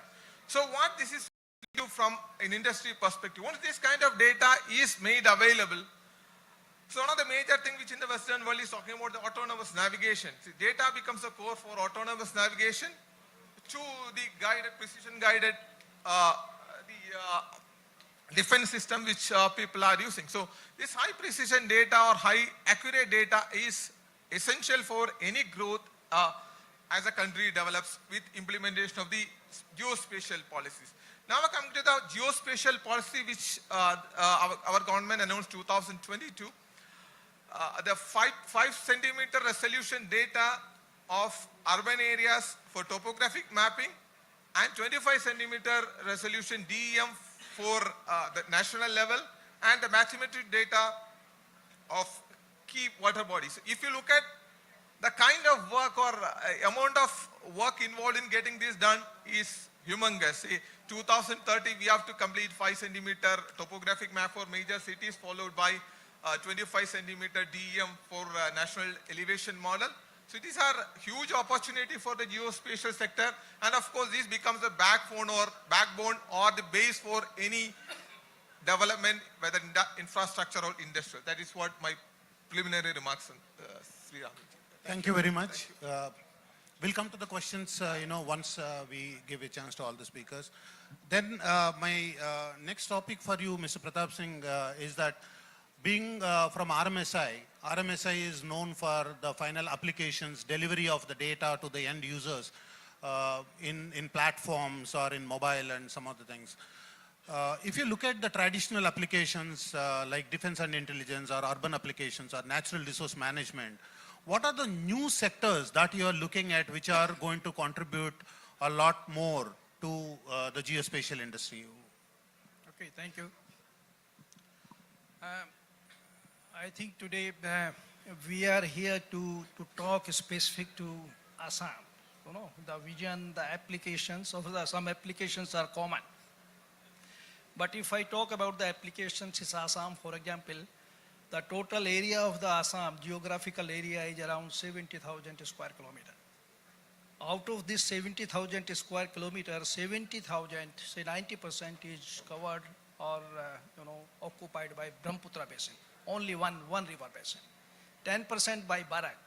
So there are only 2 river basins, which are the backbone for the Assam. If you look at the, you can say, GDP of Assam, for the last year, 2023-24, the GDP of Assam is 5,70,000 crores. That is the value of the GDP of Assam. If you look on the resources point of view, the agriculture and the aquaculture and the energy are contributing 25% of the GDP for the Assam. Why so, and how we apply the space technologies to get their benefits from that. So if I take the water sector as a resource, and its geospatial technology application in the water source, there are so many.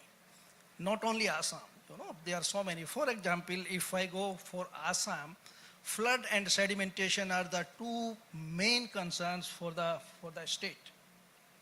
Okay, and there are very good applications. We are able to find out now the location of the river erosion through the space technology. I defined the specific location where from the river is eroding. The morphology of the river is well captured by the remote sensing technology applications now. And if you go for the, you can say, erosion, along the river as well in the catchment, very good applications of the spatial technology are giving very good results. If I come to the flood forecasting, for example, the data which we were using, say for example, I worked for the government for say 24 years before coming to the private sector. So you see that 15 years before, how we were doing the hydrological and hydraulic modeling, we were searching for the soil type, land use, land cover, all the parameters, using even the topo sheets, But now, you see, if I am going for any kind of the modeling, all the land use, it is available as per the classification I need for the model. If I go for vegetation type, land use, land cover, every picture is clear on the type of the vegetation. And that is the boon of geospatial technology. So in the water sector, disaster management, any kind of the application you want to carry out, there is a big role, big role of the geospatial technology in the management of the water sources and management of the disaster, like in Assam, flood disaster management. It's very important. We know today in every year, say for example, if I take the examples of the Brahmaputra, every year I know the flood inundation map in the Brahmaputra, location-wise, depth-wise to some extent. And I'm very, you can say, I can be very accurate for any kind of the planning or the, let it be evacuation plan, for example, which are the area which are regularly flooded by the flood. So there's a huge application in water sources, disaster management, and into agriculture as well, for the state of the Assam and as well as for the country. But especially because Assam's good rainfall, the rainfall ranges from 1700 mm to 3000 mm, very resource rich kind of the situation in Assam, but at the same time, we have the flooding situation. If I go to the biodiversity application, for example, Assam is the richest in the world in the biodiversity. The species we have in Assam, you can see if you compare with the, I'm not talking India, I'm talking the world level. Assam is one of the richest biodiversity state in the world. And the, very good applications of forest cover, agriculture, type of the forest, flora, fauna can be captured remote sensing variable. We are doing it. We are already doing with some projects with the Special Secretary, some projects with the Water Sources Department. So RMSI is, using those applications very aggressively and very intelligently. Thank you. Sure, thank you. We can also look at probably the tourism application for the Assam, and we can also look at fisheries as probably one of the other areas where geospatial can do a lot. This is a new industry which could be, catered for. Coming to Mrs. Swarn Pant, Suhora as an organization does a lot of data analytics on satellite imagery. Today, we all understand, we all know that there is a multitude of satellites that are being launched. Not only just the optical satellite data giving very high resolution pixels, but you have SAR data, you have other kind of sensors, thermal sensors, and you have hyperspectral sensors giving a lot of data, right? What kind of a, analytics that you foresee which could change how the geospatial data is being created, and specifically in Assam's perspective, what do you think will be those areas which can contribute, in geospatial data creation? Thank you very much for this opportunity. Just to tell you a brief on what Suhara does, we are into bringing together multiple satellite constellations which are providing Earth observation data. That is one. The other thing is, by having a combined strength of a multitude of constellations, we try and derive the intelligence out of it. So now that comes to analytics at various levels, and then eventually leading to the final answers to the questions that people are now asking. So that is what Suhara does in short. So coming to this query, if we try and see the landscape of Earth observation data access so far. Now I'm talking specifically about the timely access of this kind of an Earth observation data. So this has actually dramatically changed. of course, with the promulgation of the space policy and the geospatial policies, this has been liberalized. We have discussed on this, and this has brought in a lot of, the flexibility in terms of data access. Now, if you see in the optical range, we have a multitude of spectral resolutions available. The best 15 centimeters, 30 centimeters you can start, and then it goes up to 5. So the entire strata is available. Spectral resolutions are pretty much sorted. The kind of accuracy that you look for while you try and map using Earth observation data, those are largely addressed. Temporal resolution, if I say, you have at the best everyday capture of optical data. Right? These kind of data capabilities are existing. If you talk of spectral resolutions, now hyperspectral is just tapping in. You should be able to get hyperspectral data very soon. So they're all stepping in, and that has happened largely because of the kind of policy interventions that have happened in the past. So, however, having said that, this is only one part of it. That we can assume that the availability of data should not be much of a problem in future, or even now it is not much of a problem. So now comes, people are now talking of the direct last mile answers utilizing the Earth observation data. So till last year, the consumption of global Earth observation data was pretty high. Before last year, it was higher. So there's a downward trend in consumption of Earth observation data directly. Now this I'm talking of the end consumers of Earth observation data sets, which we typically have in every state, the space application centers, the regional remote sensing centers, various departments, line departments who are consuming Earth observation data. That consumption has actually come down a bit. So now that indicates that there has been an increase in demand for ready-to-use derivatives which come from the Earth observation data. So people are now expecting, I need an answer if there has been an encroachment in a particular area or not. That's it. I really don't care where you get the image from. What is the goodness of it? I'll not get into it. I'll not be very willing to, choke my storage, keeping those imagery data. I just need the answers to my queries. Now, so effectively, the Earth observation data enabled decision making has become more dependable. So that is typically where I see that the market would go from raw data.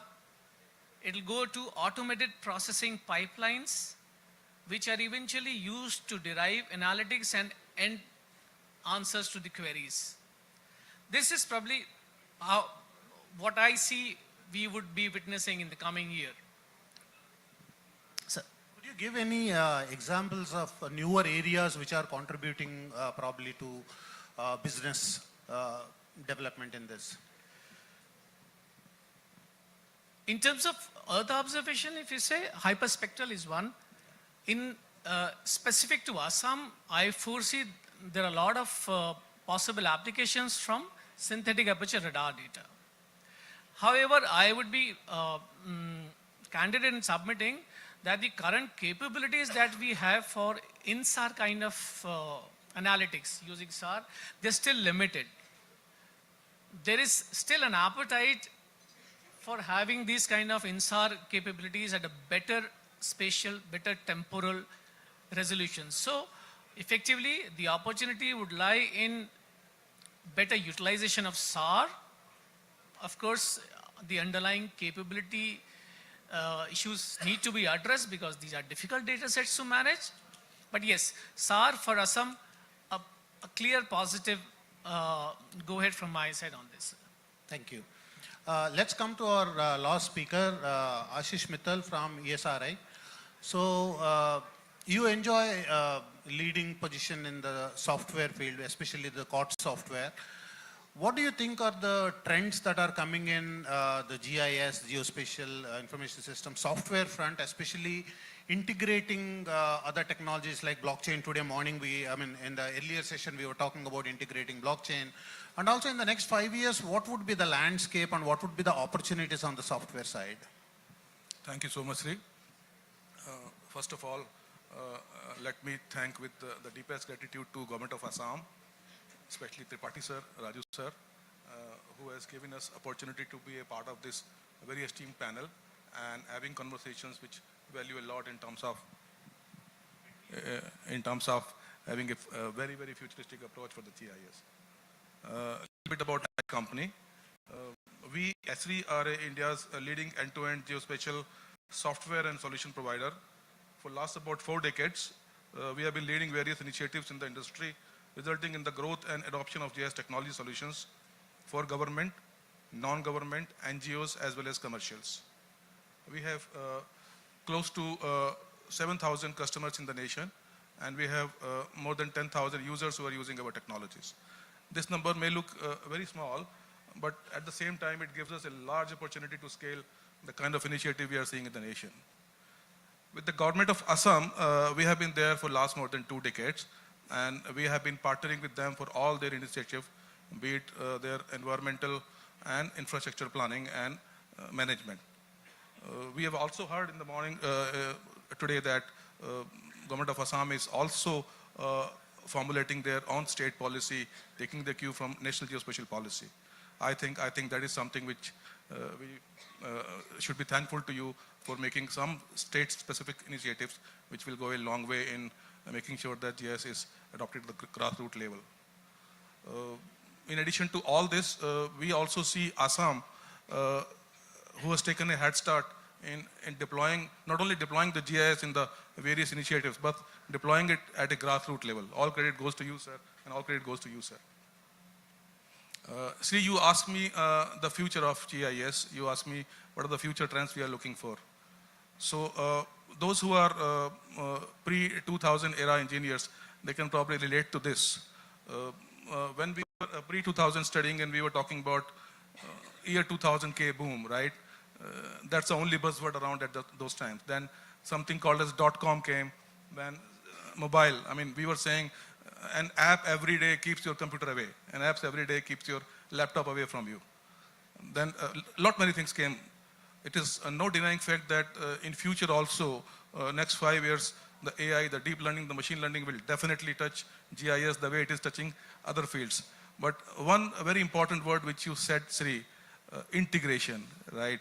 So I would encourage everybody to stick on integration. There are many technologies that already exist. There are many deep-rooted stuff which is already made by engineers long time back, and it is getting developed with each passing day, including all audience here. And I would encourage our brightest students, if they want to focus on something for next 5 years, in addition to AI, they should certainly focus on integration. I see GIS as sitting on the nerves, on the core of every organization in such a way that if GIS stops, the functioning of that organization stops. Today, it is taking that shape. We started way back by collecting data, by curating data, making maps, getting analysis into it, getting so many things into it. But the time has come when GIS should be not mission critical, it should become life critical. Thank you so much. Thank you very much. Before I go to my next round of questions to all the panelists, I'd like to share a case study that we have been working with Land Records Department of Assam. We, as a company, we have been working with Land Records Department for quite a while, and we in the last session,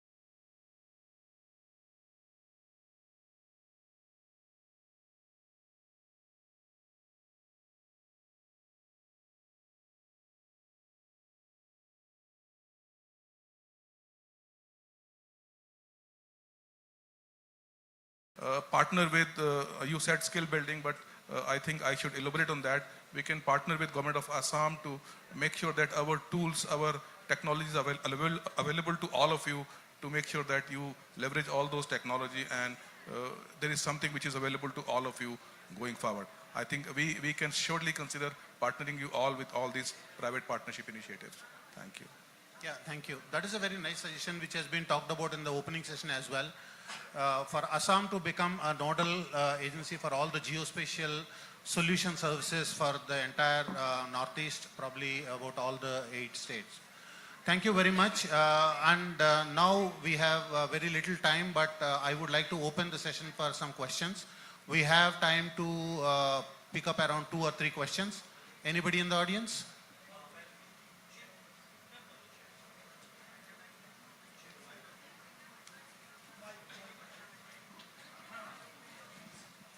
Please state your question. Please also identify yourself, state your question, and also address to the particular person whom you want to address the question. Check. Good afternoon to everyone. I am Adrij Roy. So I am the founder of Farmitron Private Limited. So I would like to share a problem which many people in the agri-tech has not been able to solve. So my question, hello. So my question to PLN Raju sir and Pratap Singh sir. So sir, frankly speaking, we are seeing that lot of developments are coming in the GIS domain, where we have, you all have mentioned the advancements in the spectral resolution as well as the temporal resolution. But in terms of remote sensing applications in agriculture particularly, if I take an example of a very common satellite index, that is NDVI, so there the temporal resolution as well as the spatial resolution is yet a challenge, and for that what we assume both from remote sensing background as well as agri-tech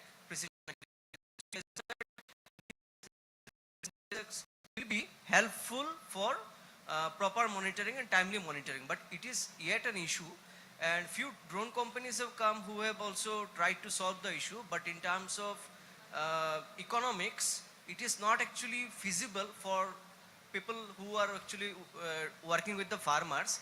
And even the outside, the out Indian companies, there are a few commercial companies who have a very high resolution of 2-meter satellite imagery, but they also have a terms and conditions that we need to have a minimum area of image. But that is also not feasible. So I have Okay, thank you very much. I mean, we got the question. So who would like to answer this? So is there any initiative from you people that in India we will be able to see some sort of solutions to this problem? No. Thank you, sir. See, as of now, availability of satellites and sensors are plenty. You also know that. So there are many satellites. If you talk about one is ISRO satellite, we have a ResourceSat, etc. Recently, Pixel, they have launched their own hyperspectral satellite. Planet Lab, they have their own satellite. Suhora, and then there are many companies, there are multiple satellites. If you want the data as such, it is available. So there is no question. And daily basis also available. But issue is, they're all commercial. So what is now we are getting is, there are limitations in terms of the area, like 25 square kilometer minimum area you require. And then also the amount you have to pay is also quite high, because all this commercial coming from the international level. But what I foresee is there are so many companies now from Indian side, they are going to launch our own satellites. And then when these, like I can give an example of mobile services. Earlier we have to pay a lot of money because of the competition. Now we are getting the even mobile and the data is very cheap. So I am going to see in the next, at least in 4 or 5 years. So the satellites will be plenty on the sky. And then demand, it is more of a many companies are giving, and hopefully the pricing of also comes down. And then other way to look at is, if the government is also takes initiation, centralized services, so probably then it will also more economically it can be done. So, and then there are services if the government takes up to the farmers on advisory services on a central level, and then those services are also available now. So you can also, instead of taking a 25 square kilometer, we can also take a contract with the satellite providers. They say that for a yearly we can give you this much services. So wherever the issue is there, so then they can focus and task the data and get the data, and then quickly you can solve any problem is required. It is agriculture, precision farming, or health of the agriculture. All these things can be addressed with that. Thank you, sir. Ma'am, do we take one more question or we need to end it? I think, okay. Well, ladies and gentlemen, unfortunately, we'll have to stop the Q&A round here. However, our dignitaries, our panelists are here with us. They'll be seated in the audience seat. If you have any questions, you may please counter them directly, and they'll be more than happy to help you out. Or rather, you can even expect an elaborate answer, and you can also ask them with multiple questions you have. Thank you very much. I now request Shri Yanendra Dev Tripathi, sir, IS Principal Secretary, Revenue and Disaster Management Department and CEO ASDMA, to kindly join us on stage and felicitate, or rather give away a small token of love and appreciation to all our panelists today for gracing this occasion here at Advantage Assam 2.0 Investment and Infrastructure Summit 2025.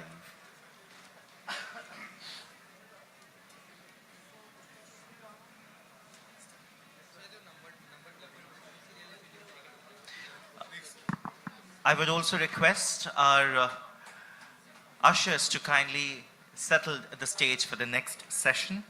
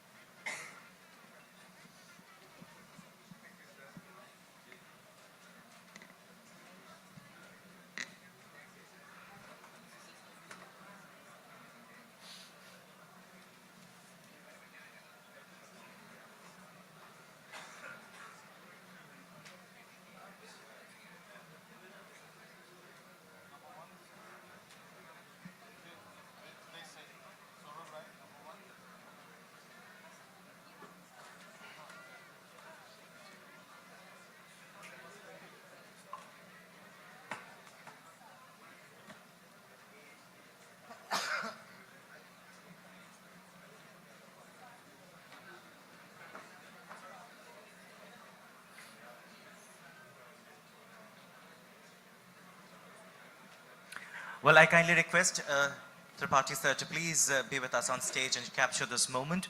We have our photographers to do that.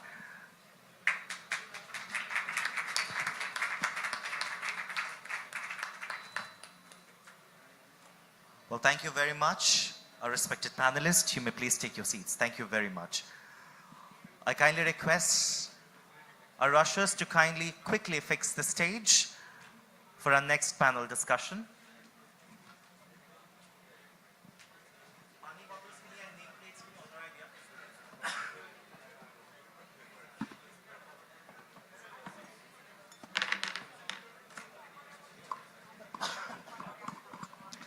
Well, ladies and gentlemen, the next topic that we will put some light onto is leaders' perspective on developing Assam state as an industrial hub.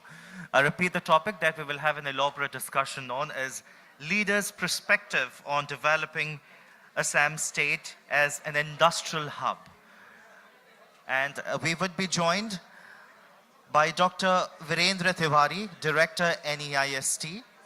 I kindly request you, sir, to please take your seat. I also request Shri Raj Alla, Chairman and Managing Director, IIC Technologies. Could you please take your seat? May I now request President and Managing Director, Hexagon India, Shri Pramod Kaushik, to kindly join us on stage and take his seat.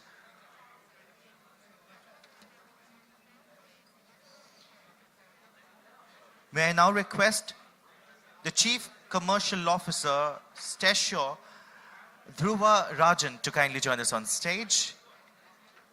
And final panelist, ladies and gentlemen, is the co-founder, Galaxy, Shri Nikhil Kumar, President, MP, My India, Pranit Mehta, could you please join us on stage?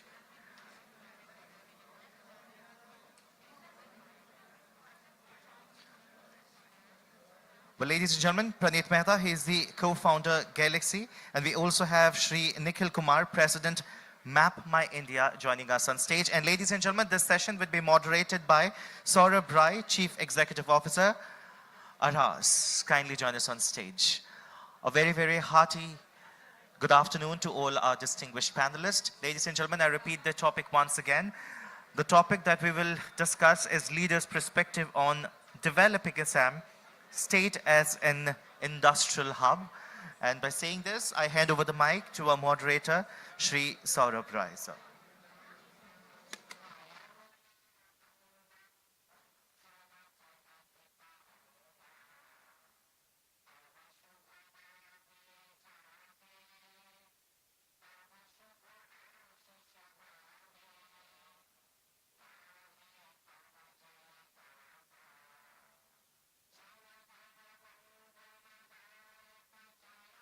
Check, check. Good evening, ladies and gentlemen. I know you all have been very patient, have been a great audience. Young students, I know it's not that easy. You don't sit that long in the class as well. Welcome and thank you for this hearing. And we have actually saved the best for the last. The group here represents a very eclectic, at the same time, a great bunch of geospatial enthusiasts, industry leaders who have done different kinds of work in almost all facets of GIS and space industry. The theme for today is the expectation from this great bunch of leaders on how to develop Assam as an industrial hub for GIS and space. Students, if I may have your attention, please. This is the group that will give you jobs.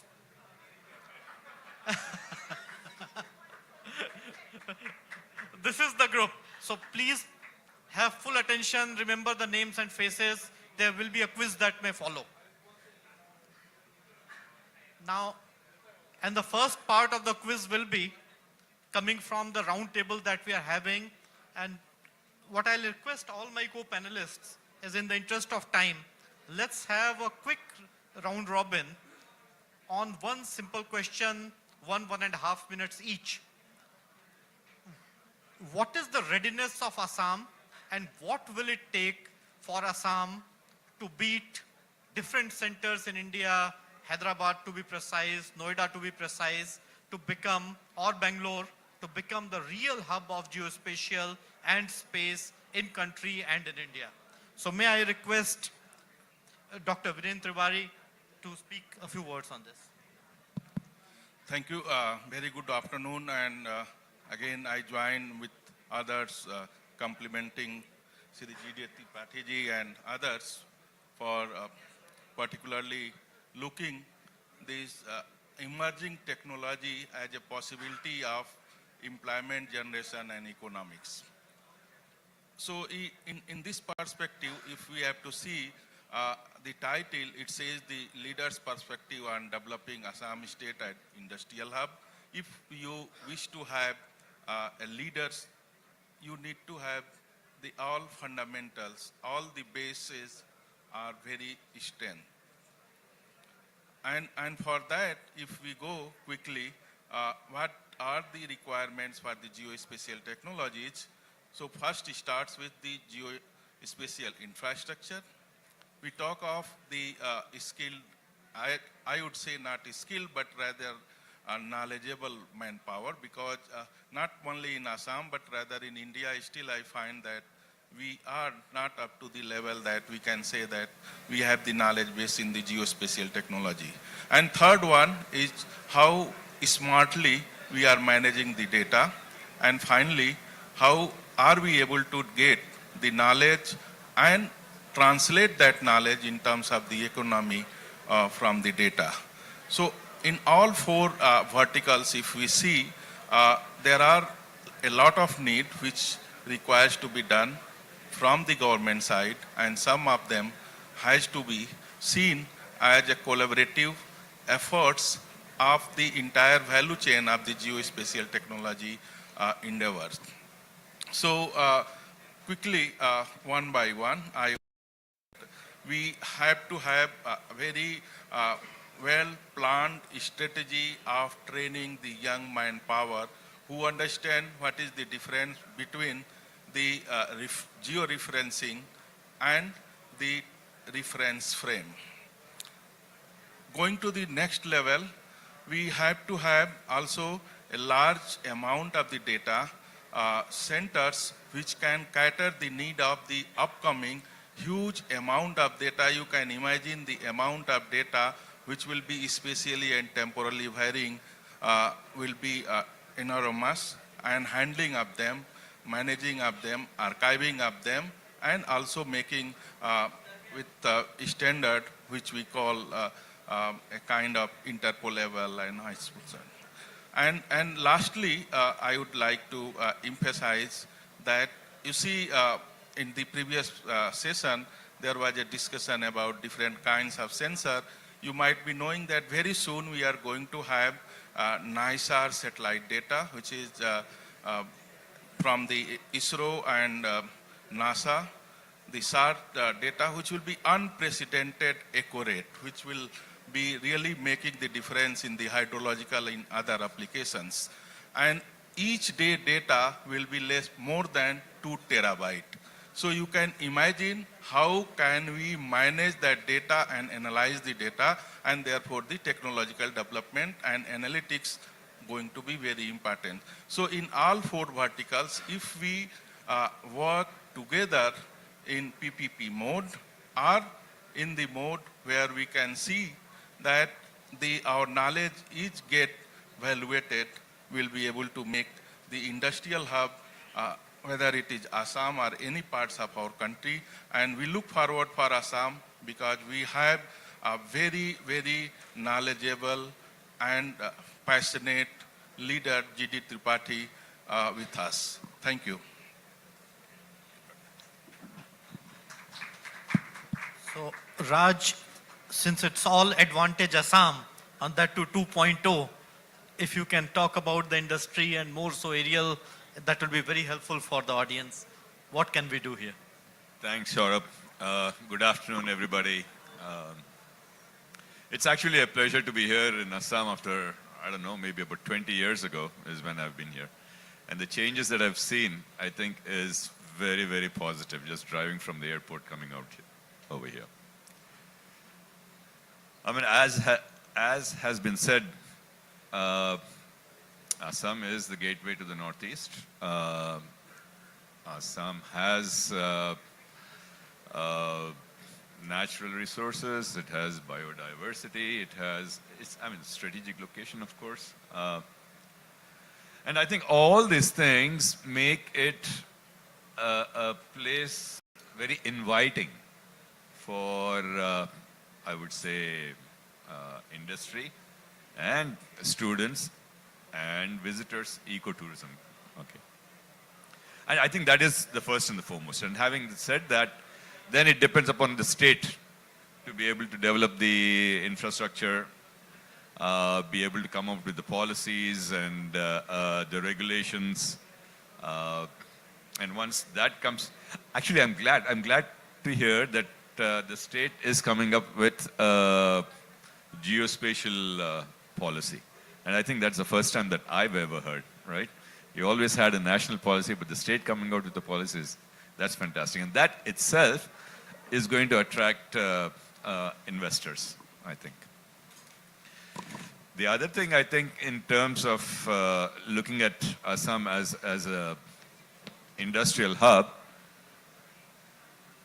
is going to be, the three, I think there's always three players, right? One is the government, one is the industry, but the third and the most important one is the academia.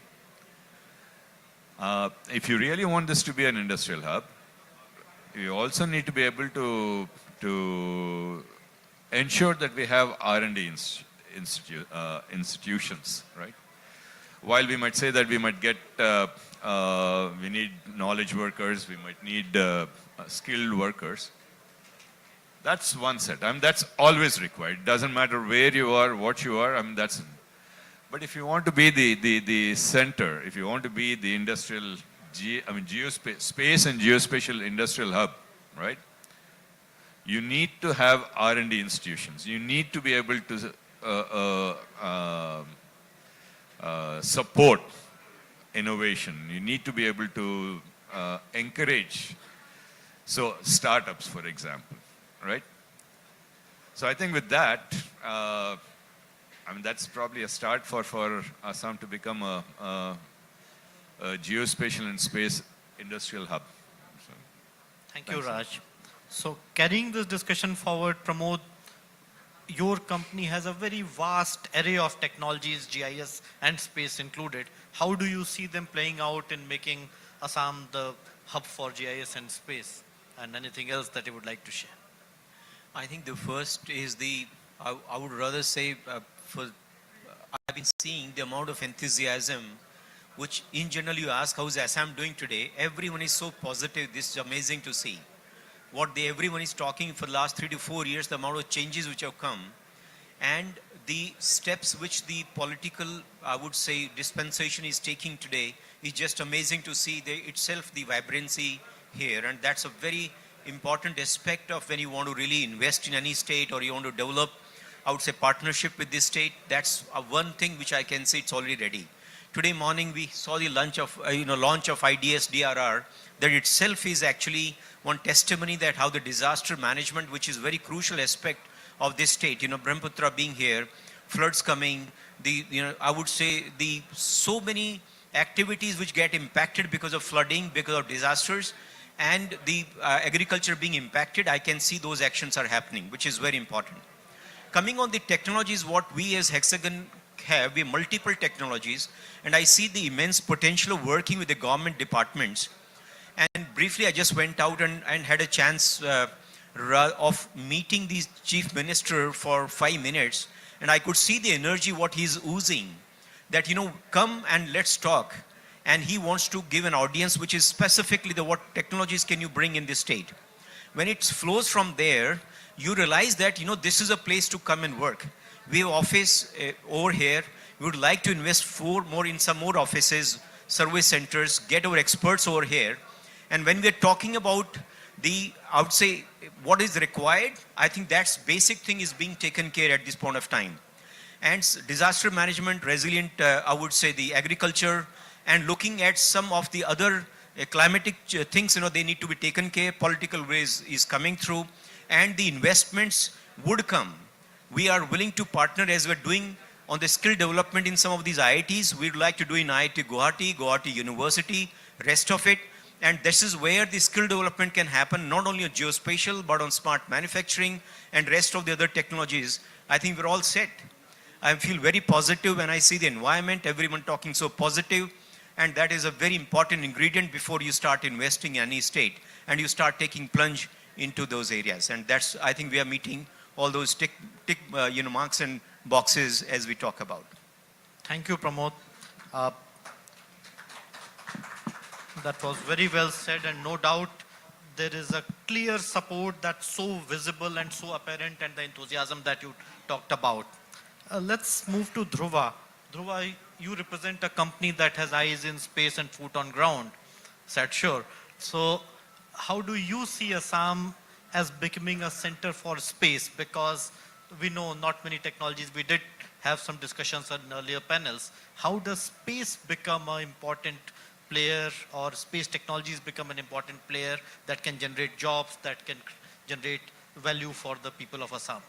Yeah, thanks, Saurabh, and thank you for having me here today. I think Assam is and the general Northeast, I think, is a very interesting geographic part of the country because it lends itself very well to remote technologies, right? Because it is inaccessible, it's tough to get around. So traditional methods of survey or, feet on the ground don't work as well. And so I think it's a very nice case study for larger areas, other typical, non-accessible parts of the country as well as the world to learn from. So I think that's a big advantage that Assam has to show the world how you can use remote sensing technologies to serve these types of geographies. The second is how do you actually action this? So one is a request to the government authorities to work closer with companies and provide opportunities to companies like us, companies that are doing analytics using Earth observation data. I think Raju sir is doing a lot of great work and we need to see more of that. Because once you bring us in, through the investments that we make, we provide opportunities for students to then take on these local jobs. And I think collaboration with research, another important point Pramod mentioned. If you look at all successful startup hubs, whether it's Silicon Valley or Bangalore or Hyderabad, I think that thread of industry and academia collaborating is another important one. So first step is get startups and small companies to come in and work, and second is extend that into collaborations with institutions like IIT and others in the region. And I think there's a lot of potential because of the fact that the topography of this part of the country lends itself very nicely to these types of technologies. Thank you, Dhruva. Pranit, continuing on the space sector, what more would you like to add to what Dhruva said? Hi, first of all, thank you for having me here, and I think it's a really nice atmosphere to be in. So been here for the last 2-3 days, and travel anywhere in the city, there's something crazy going on, right? And that's truly the vibe that we have, and it's very positive. To the point that I've been asked on, so at Galaxy, we are essentially building imaging satellites. So these are multi-sensor imaging satellites where we synchronize a SAR, synthetic aperture radar, and a multispectral imager on the same platform. Right? Now, why are we doing that, and why is Assam or Northeast at large, a focus area for us? Right? So the reason we're building this whole set of satellites is to have images across weather conditions. Right? Clouds are a very big problem globally. And in the Northeast, clouds are way more common than the other parts of our country. So how can you have consistent images through different weather conditions and actually act upon it, right? Take it disaster, take agriculture, take even urban mapping that you want to do, right? Pre-post flood assessments, anything of that sort. You need all-time information, right? And it's not one sensor, it's not one technology that's going to solve the problem. Right, so I think space and geospatial provide that platform for getting data across different sensors, across different altitudes, and bringing them together to actually address the problems that we're looking at. For example, if you take the level of monsoons that we have here, you can't imagine any other source of information. For instance, just a team on ground, right? Leave alone the weather conditions. There are areas in the state that are not even accessible by humans. That's the kind of terrain that we are in here. So there is no way you can overlook this data, and you need to start looking at advanced sensors, right? Traditional cameras will fall short. So you will have to complement that with other sensors, come in with more insights, and actually start acting on that data. And that's something that we at Galaxy are pushing for, and that would be my proposal, to have a much more holistic approach to use these kind of technology stacks that exist. Thank you, Pranit. So as the theme goes, the last is the best. And I'm sure all of you have heard the great story of Map My India, represented by my dear friend Nikhil here. Nikhil, slightly changing from why Assam and why not Assam, what needs to be done? I guess that's something, if you can throw your light with your work already being done in Assam, rest of the country, what more needs to be done, or what is needed? Okay. Again, thank you very much for having me here. It's an amazing place. Though you want me not to touch upon why Assam, it's so compelling as the word goes. Go ahead. With this, then go ahead. This naturally blessed, biodiversity hub, and this riverine landscape. This actually creates a lot of challenges that the geospatial has a lot of solutions to address. And in that context, let me demystify for the students here. In my mind, and I have been speaking about it like a broken record for many years, that let's dissect geospatial industry. I also represent as a president of Association of GIS Industries, And every time people ask me, why is it called industries? Because within this industry, there are a lot of sub-industries. And what are those? So let me kind of dissect that. One is for the data collection, which itself is huge. 25 years back, when you goes to discover a project, we will say 65 to 70% of the investment goes into data collection and data preparation. So data collection and data processing is a big sector. The second is, how are you going to collect data gets necessitated by what are you going to use it for. So that is what in GIS term we call a schema, we call data model. That's another part. Nowadays, we have gone a little more advanced and we talk about data cube, data pipelines. So that's a big sector, which is data base engine, data model, data management, manipulation, lot of the huge technology is involved here. The third is application related to visualization and analytics. That's a lot of GIS software company, the platform company, many are represented here and many were represented in the session before this. They actually do a lot of work in that aspect. And fourth, we also talk about this quintessential phrase which is called platform. Now platform can differ in different way of quantifying the work that we do and the quality of work that we do. But in my sense, the platform means which can actually massage, ingest, and actually publish and share with multiple stakeholders. We have heard Satyarthi ji talking about silos versus integrated frame. The platform gives you that virtue and keeps you off from the vices of being silo. These are 4 different type of industry that exist within geospatial industry. So that's the first, I will say, dimension that I would like to, uncover for the youth here. Now, coming back as to what could be done in order to enhance the appeal of geospatial. So the 3 other dimensions is in my mind. One is I called the data owner stakeholders. As you know, there is a data owner, there is a presumer which actually work on top of it, and then there is a consumer. Now, who are and how that they become the prime data owner? I will give you an example, for instance. For me, it is core, quasi, and auxiliary, and I'll explain this to you with an example. There are certain core departments, like land records we talked about, they have to create data. Can they dispense without creating data, go on to the second segment? No, somebody has to do that, and the core sector, those who create it for its pulsating vitality, are the people who I call core sector. Land records, PWD, road and transport, these are the core sectors. Now, how can that data be then used by, say, logistics planning, fleet management? So they become the auxiliary. They do not contribute to the data, is not the right thing. They contribute to the data, but they also consume the prime data. So they become at the quasi level.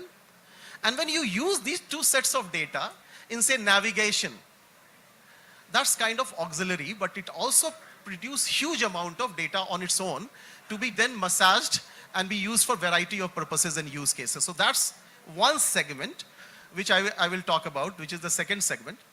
And the third segment that I talk about is how this data actually gets converted into application, analytics, and services. So if we combine these 3 pillars, is what I call network effect. I will give an example of what we did in Assam. As Mappa India, we are doing multiple projects. One is for the taxation and excise. Very few people know that we are not only confined, when I say we means GIS industry, is not only confined to agriculture, disaster management, natural resources, transport planning, no, smart and urban utility, no. These are, of course, typical sectors, but they are sunrise sectors.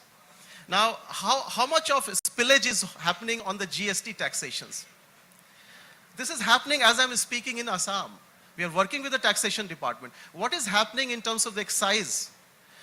Now, when I said third set of data, Saurav, I was talking about that network effect. And that's why I lay a lot of emphasis on that integrative platform that National Geospatial Program and Mission both are talking about.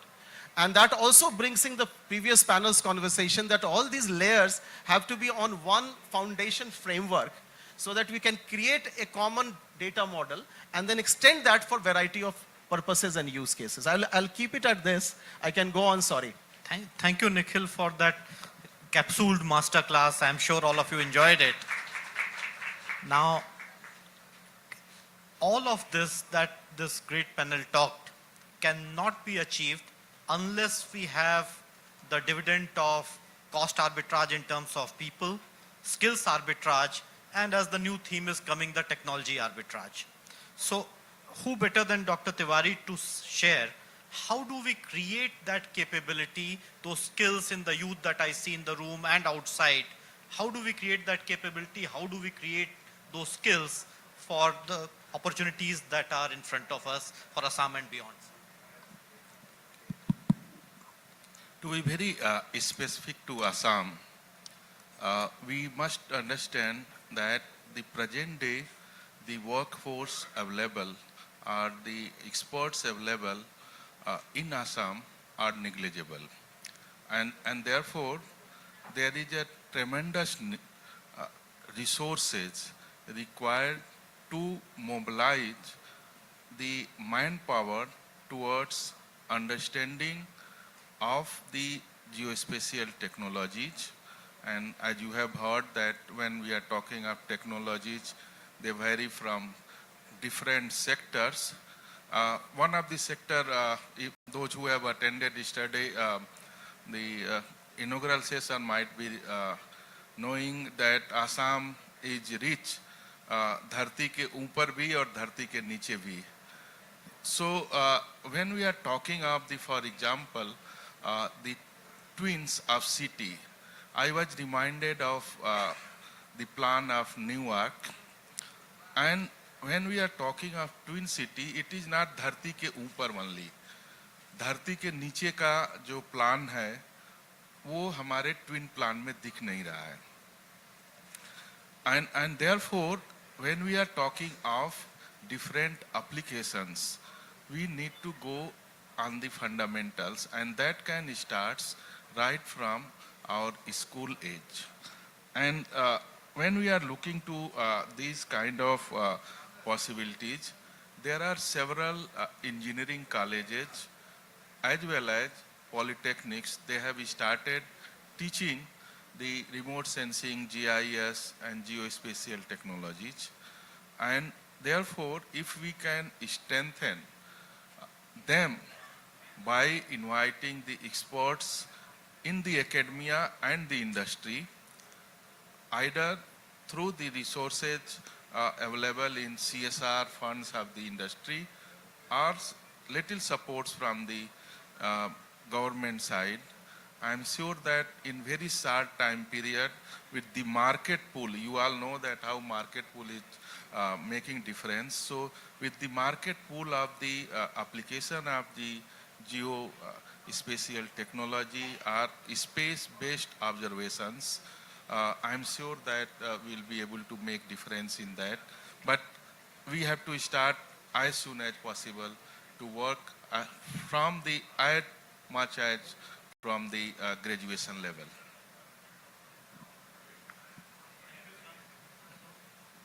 So going further in the same order, Raj, you come from Hyderabad, which is the thriving hub for when it comes to skills and talents.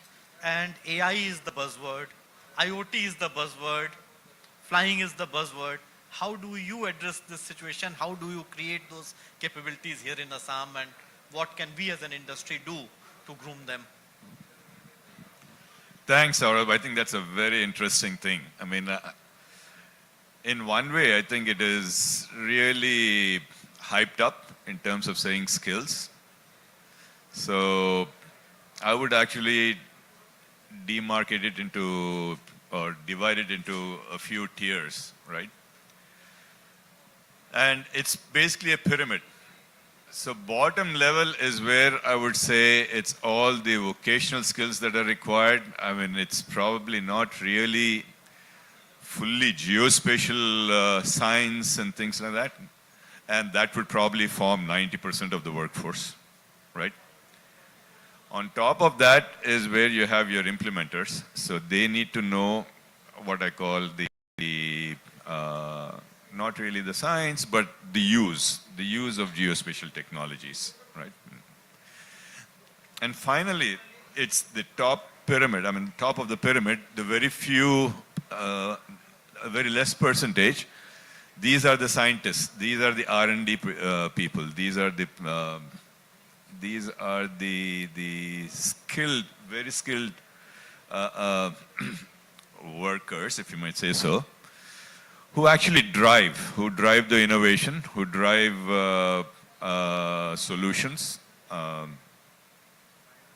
So in developing the economy, or in developing the skilled resources, I would say if you were to focus on the 90% of the workers at the lower level, which is basically vocational, and that would be, let's say, a 6-month training or a 3-month training, get them onto the work, right? And then they're capable of actually moving the projects forward. And the top level is where we talk about the scientists, and that, of course, the academia is going to probably conduct the academia is the forum where they will get that training. The mid-level, where we talk about the implementers, I think that's where the industry comes in. The industry is where it empowers or enables people to learn those skills to implement these technologies in their work. Thanks, Raj. So, going further, Pramod, yeah, there's a small observation that Dr. Tiwari wanted to make. I just wanted to add, because Hyderabad word came and I got excited about. There is an initiative which I have been part of it called REACH. That is Research Innovation Cluster of Hyderabad. So if the same kind of initiative can be made, innovation cluster, that could be a very helpful. Thank you. Fantastic segue to Pramod, sir. Now, you talked of the enthusiasm, you talked of CM's enthusiasm. What kind of partnerships and innovation opportunities that need to be furthered in order to reach our goal? I mean, what are the possibilities, as well as what kind of partnerships that you feel are needed for the state? I think Rajesh very well articulated all 3 layers of the pyramid, but I will touch upon one thing which can be done more on tactical basis, but very important is, the skill development councils are there for each of the areas, and first and foremost, we have been making effort at geospatial industry to be recognized as a full-fledged skill, I would say, development, one of the industry for that matter. That can be one step. The second piece is, I think, setting up the center of excellences at some of these premier institutes, and as well as take 1 or 2 states, and Assam can be that, starting from ITIs to polytechnics to engineering colleges and premier institutions of national importance, where we can devise courses which are very relevant today to the industry, instead of waiting for all the process to go on. But actually we can take, like we've done in Orissa, we've done for the Bose Polytechnic, which is the very oldest institution, where we have formed a center of excellence and working with them to define the curriculum, which is really based on the latest technologies. Likewise, we also, I would rather say, in the ISM Dhanbad, mining center of excellence, where the latest technology, which is purely on the geospatial side, geosystem, geospatial, where all the technologies are being displayed. There is actually a training center where we are getting the entire industry people who are actually working today in the industry to come and actually have the courses done. So we work very closely to devise those courses, work with these institutions, and actually go and help and support for even the faculty to actually train themselves with the latest softwares, latest of the like AI, ML being embedded into these technologies, and show it on working. And that's where actually, when these people go out in the market, they are able to have that network effect and multiplier effect in the market to see that those technologies are being actually going to the entire masses. Thanks, Pramod. And I'm sure policymakers here in the room will now support the cause of Geospatial Skills Council, which we have been harping upon and knocking the doors every now and often. Coming now to Pranit, to you. Space is a specialized area. Now, what kind of partnerships, let's move beyond the skills development, need to be forged with the government in order to see an impact in a short period of time? That's a very interesting question actually, right? And our journey has actually taught us a bunch about that. So we as a startup spun out of IIT Madras, came from very academic backgrounds and needed some platforms for us to learn, experiment and grow. And I think that bit, as underappreciated as it is, actually helps a lot, right? For all the students sitting out there, I think entrepreneurship is that key where we can actually take that leap and beyond the skill development, right? Start thinking of partnerships with the government. And how does that happen? Is just a very simple way of giving grants, right? So there are several state governments and central government schemes as well, but specialized state government grants focused on GIS, geospatial, space tech applications, right? Those grants could be as little as 2 lakhs to even like 10 lakhs, or today there are schemes in some governments giving up to 50 lakhs, where there are particular problem statements that the government rolls out, and then people apply these. These could be pre-incubated startups, just incubated, and just a young workforce who are trying to apply their skills. So all that skill development is now resulting in one level of partnership, right? You say you are a government-funded startup working on geospatial tech. And that, I think, takes you way forward in now talking to other government departments. And that's one thing that, if not being considered for the upcoming policy, should certainly be there.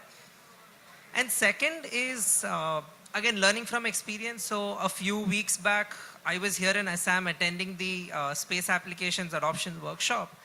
And that was a really nice culmination of thoughts, right? So there we were in a room where we had about 20-30 different industry representatives and another 20-30 different department representatives, right, across different ministries and departments of the state government, actually putting out problem statements that, hey, this is what I want, this is what I need in so much time. Does anyone have an option?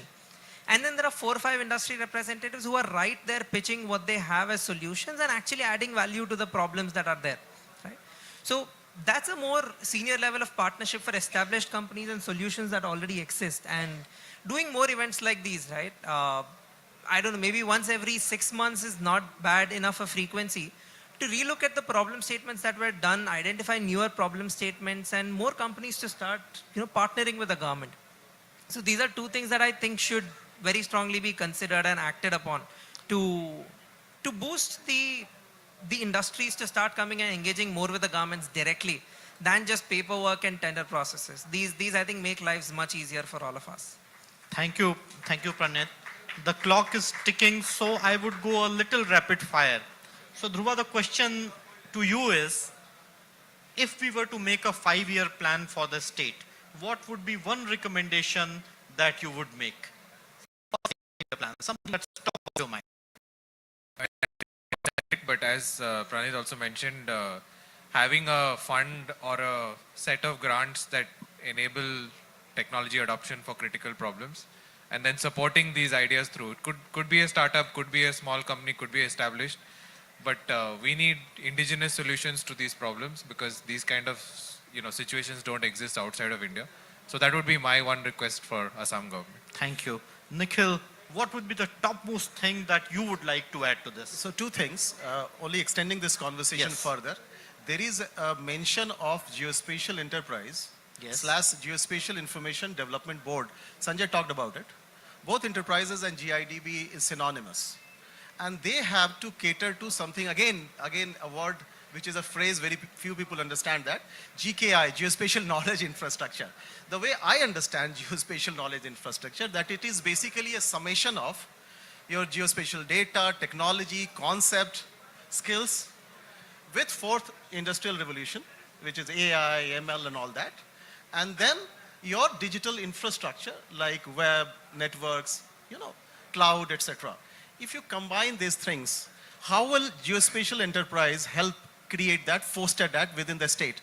simply take the microcosm of what National Geospatial Policy says, implement that in the state, and create that GIDB, to create long-term R&D contract, technology innovation parks. This can be done, something similar to what these two young fellows have just told.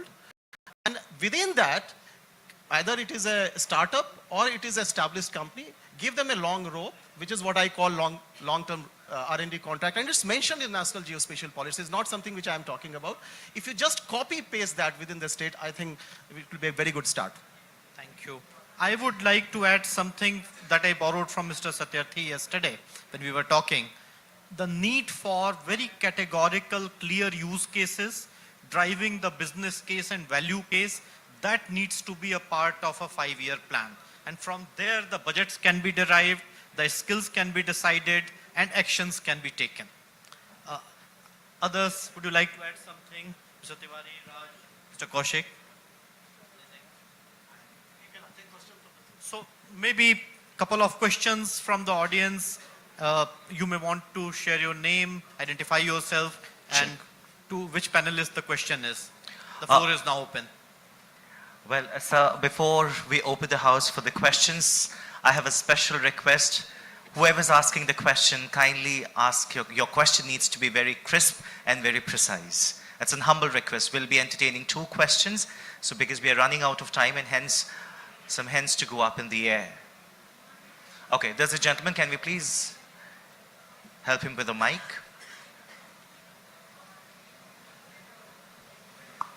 Hello everyone. I'm Pinak Sankade from Cotton University. Sir, my question to the panel is that since like in the education background, the application of GIS has been in a great demand, so I would like to ask all the panelists, is there any opportunity that the student can get from these applications as a part of whether it's an internship or any fellowship opportunity? Thank you. And answer is yes. I think there is a process. We can send the name, HR will contact. At least we can accommodate, few people, few students for developing those applications. We have multiple things going on, so we can do that. At least from Hexagon, I'm talking. Thank you, sir. Any more questions? Sure. Good evening, and I am Dr. Ravi Kumar, ISC Technologies. Because it's a very wonderful panel, and really it's a very interesting stories actually it came out. One important point what I felt is actually because the policy of the geospatial environment is going to come from the Assam, because the data sets are of the multiple data sets, multiple sensors are there, multiple time acquisitions are there. The state requires a unified portal which requires the data storage and dissemination, so that what will happen is the repetition of the work will come down and the ROI will increase. So that what will happen is the students or else other line departments, they can use the data in a single shot. So that what will happen is we can save a lot of money, and the point is the data dissemination will happen. Third important point is we can integrate these data sets with the workflows so that the data will be current. Or else what will happen is after 2 years, whatever data today we are acquiring, the data will be old and we cannot use it. Very valid suggestions, sir. Thank you so much. As Sanjay said earlier in the day, one state, one map, and Nikhil further said one state, one data set. That's the need of the hour for sure. Well, thank you very much. And with this, we come to the conclusion of the second panel discussion as well. Well, there's another hand in the air, but then gentlemen, you've got to be really very, very extremely precise with your question. Can we please hand him a mic?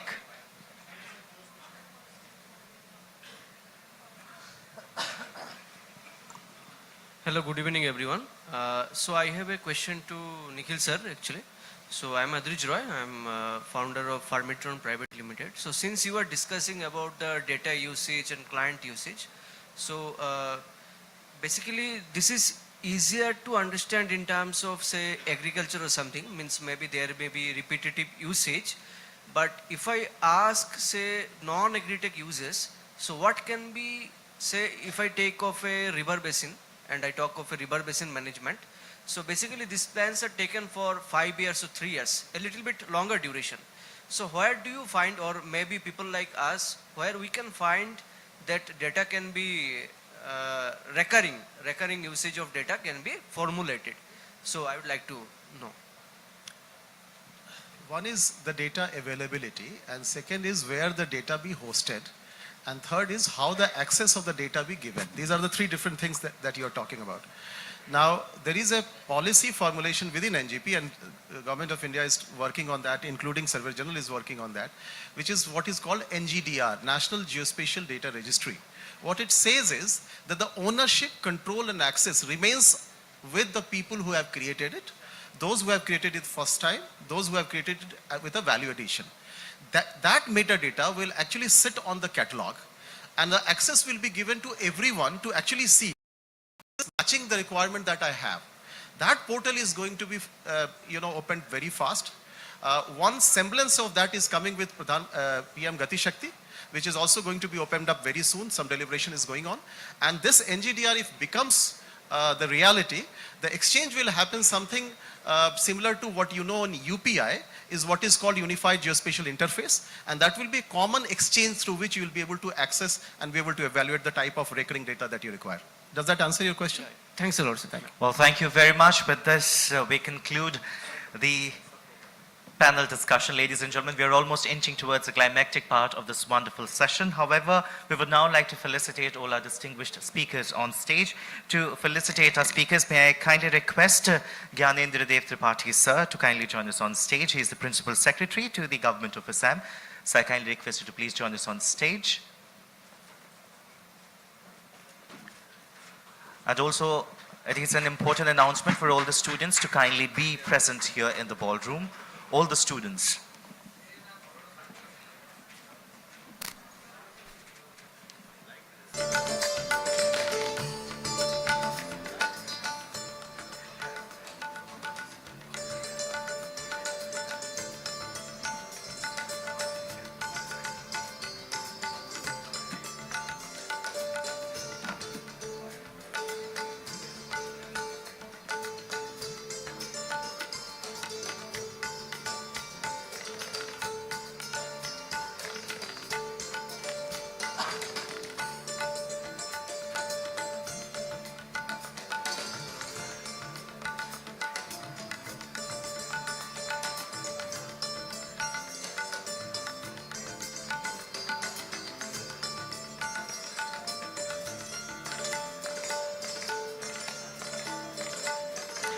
Tripathi sir, I would request you to please take the center stage for the group photo. Can we please request our shutterbugs to capture this moment as well?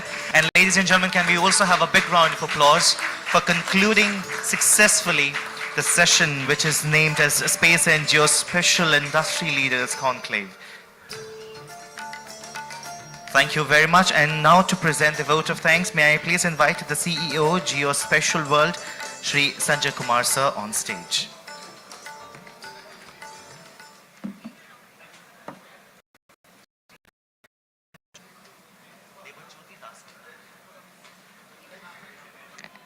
Thank you. Thank you very much. First of all, a big round of applause to our Master of Ceremony. Thank you. Devajyoti. He was amazing, isn't it? Yes. So we come to this very unique event, and as you have heard from some people that this is the first of its kind in any of the state level business summits to host a space and geospatial conclave. I'm not going to summarize the event, but I just want to say if you look at Advantage Assam 2.0 Investment and Infrastructure Summit, I think this session really talked about creating geospatial infrastructure and attracting investments in that sector. This event wouldn't have been possible at all without if Chief Secretary of Assam government, Ravi Kotaji, gave his blessings as well as setting the expectations. And I remember in our meeting first time, he was enthusiastic, but he was very cautious too that can we pull it together. And then he gave this responsibility to Dr. G.D. Tripathi. And Tripathi ji took it with a challenge and opportunity both. So thank you very much, sir, for your leadership in making it happen. And afterwards, we began our planning for this, and the team of Assam government and Geospatial World team worked very closely. So I want to especially acknowledge the efforts of Mr. Jadhav Saikia, Mr. Biren, Dr. Pelan Raju, and other members of the team. But these three people were very, very valuable in our planning almost every week and after sometimes every day. In the evening calls with Dr. G.D. Tripathi. I would also like to thank my colleague Anu Negi, who you all know her very well, and then Kusum Girja, who have supported very well to this whole initiative. But let me also really extend a very heartfelt thank to every speaker. Trust me, doing something unique and new is not easy. The trust which the speakers have displayed in the state of Assam, as well as the vision of Geospatial World, that this is something unique and new, let us go and support. Nobody knew what exactly is going to happen, but they just thought that this is the right thing to do it. And all those speakers, and I want to just say that look at the program schedule of the Assam Advantage Summit. If you look at the schedule, this is the largest side session with 20 plus speakers, with so many federal government speakers. This is the largest, side session or thematic session of Assam Advantage Summit. And you see the whole value chain from students to academic institutions to the government departments to the development organizations to industry. And the industry which is actually doing work and putting together a kind of promise and expectation for building a kind of industrial hub in the state of Assam, and which could be a gateway for much bigger region, which is the Northeast region. And if you heard, any of you paid attention to the big keynote speeches yesterday, almost every industrialist, right from Mukesh Ambani to Adani to, of course, our Prime Minister, he spoke about Northeast being the gateway for India to Southeast Asia.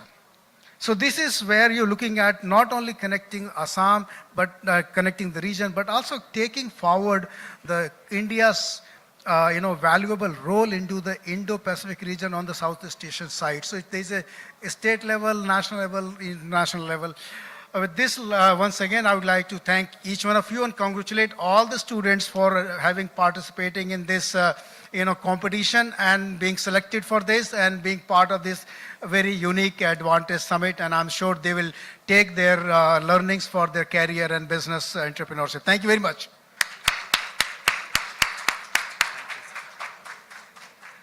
Well, thank you very, very much, ladies and gentlemen. This conclave is not just any regular conference. It is a gateway to the future of space and geospatial intelligence. Having said that, I would once again extend a big thank you to all the speakers, the panelists, our distinguished dignitaries, our honorable minister, sir.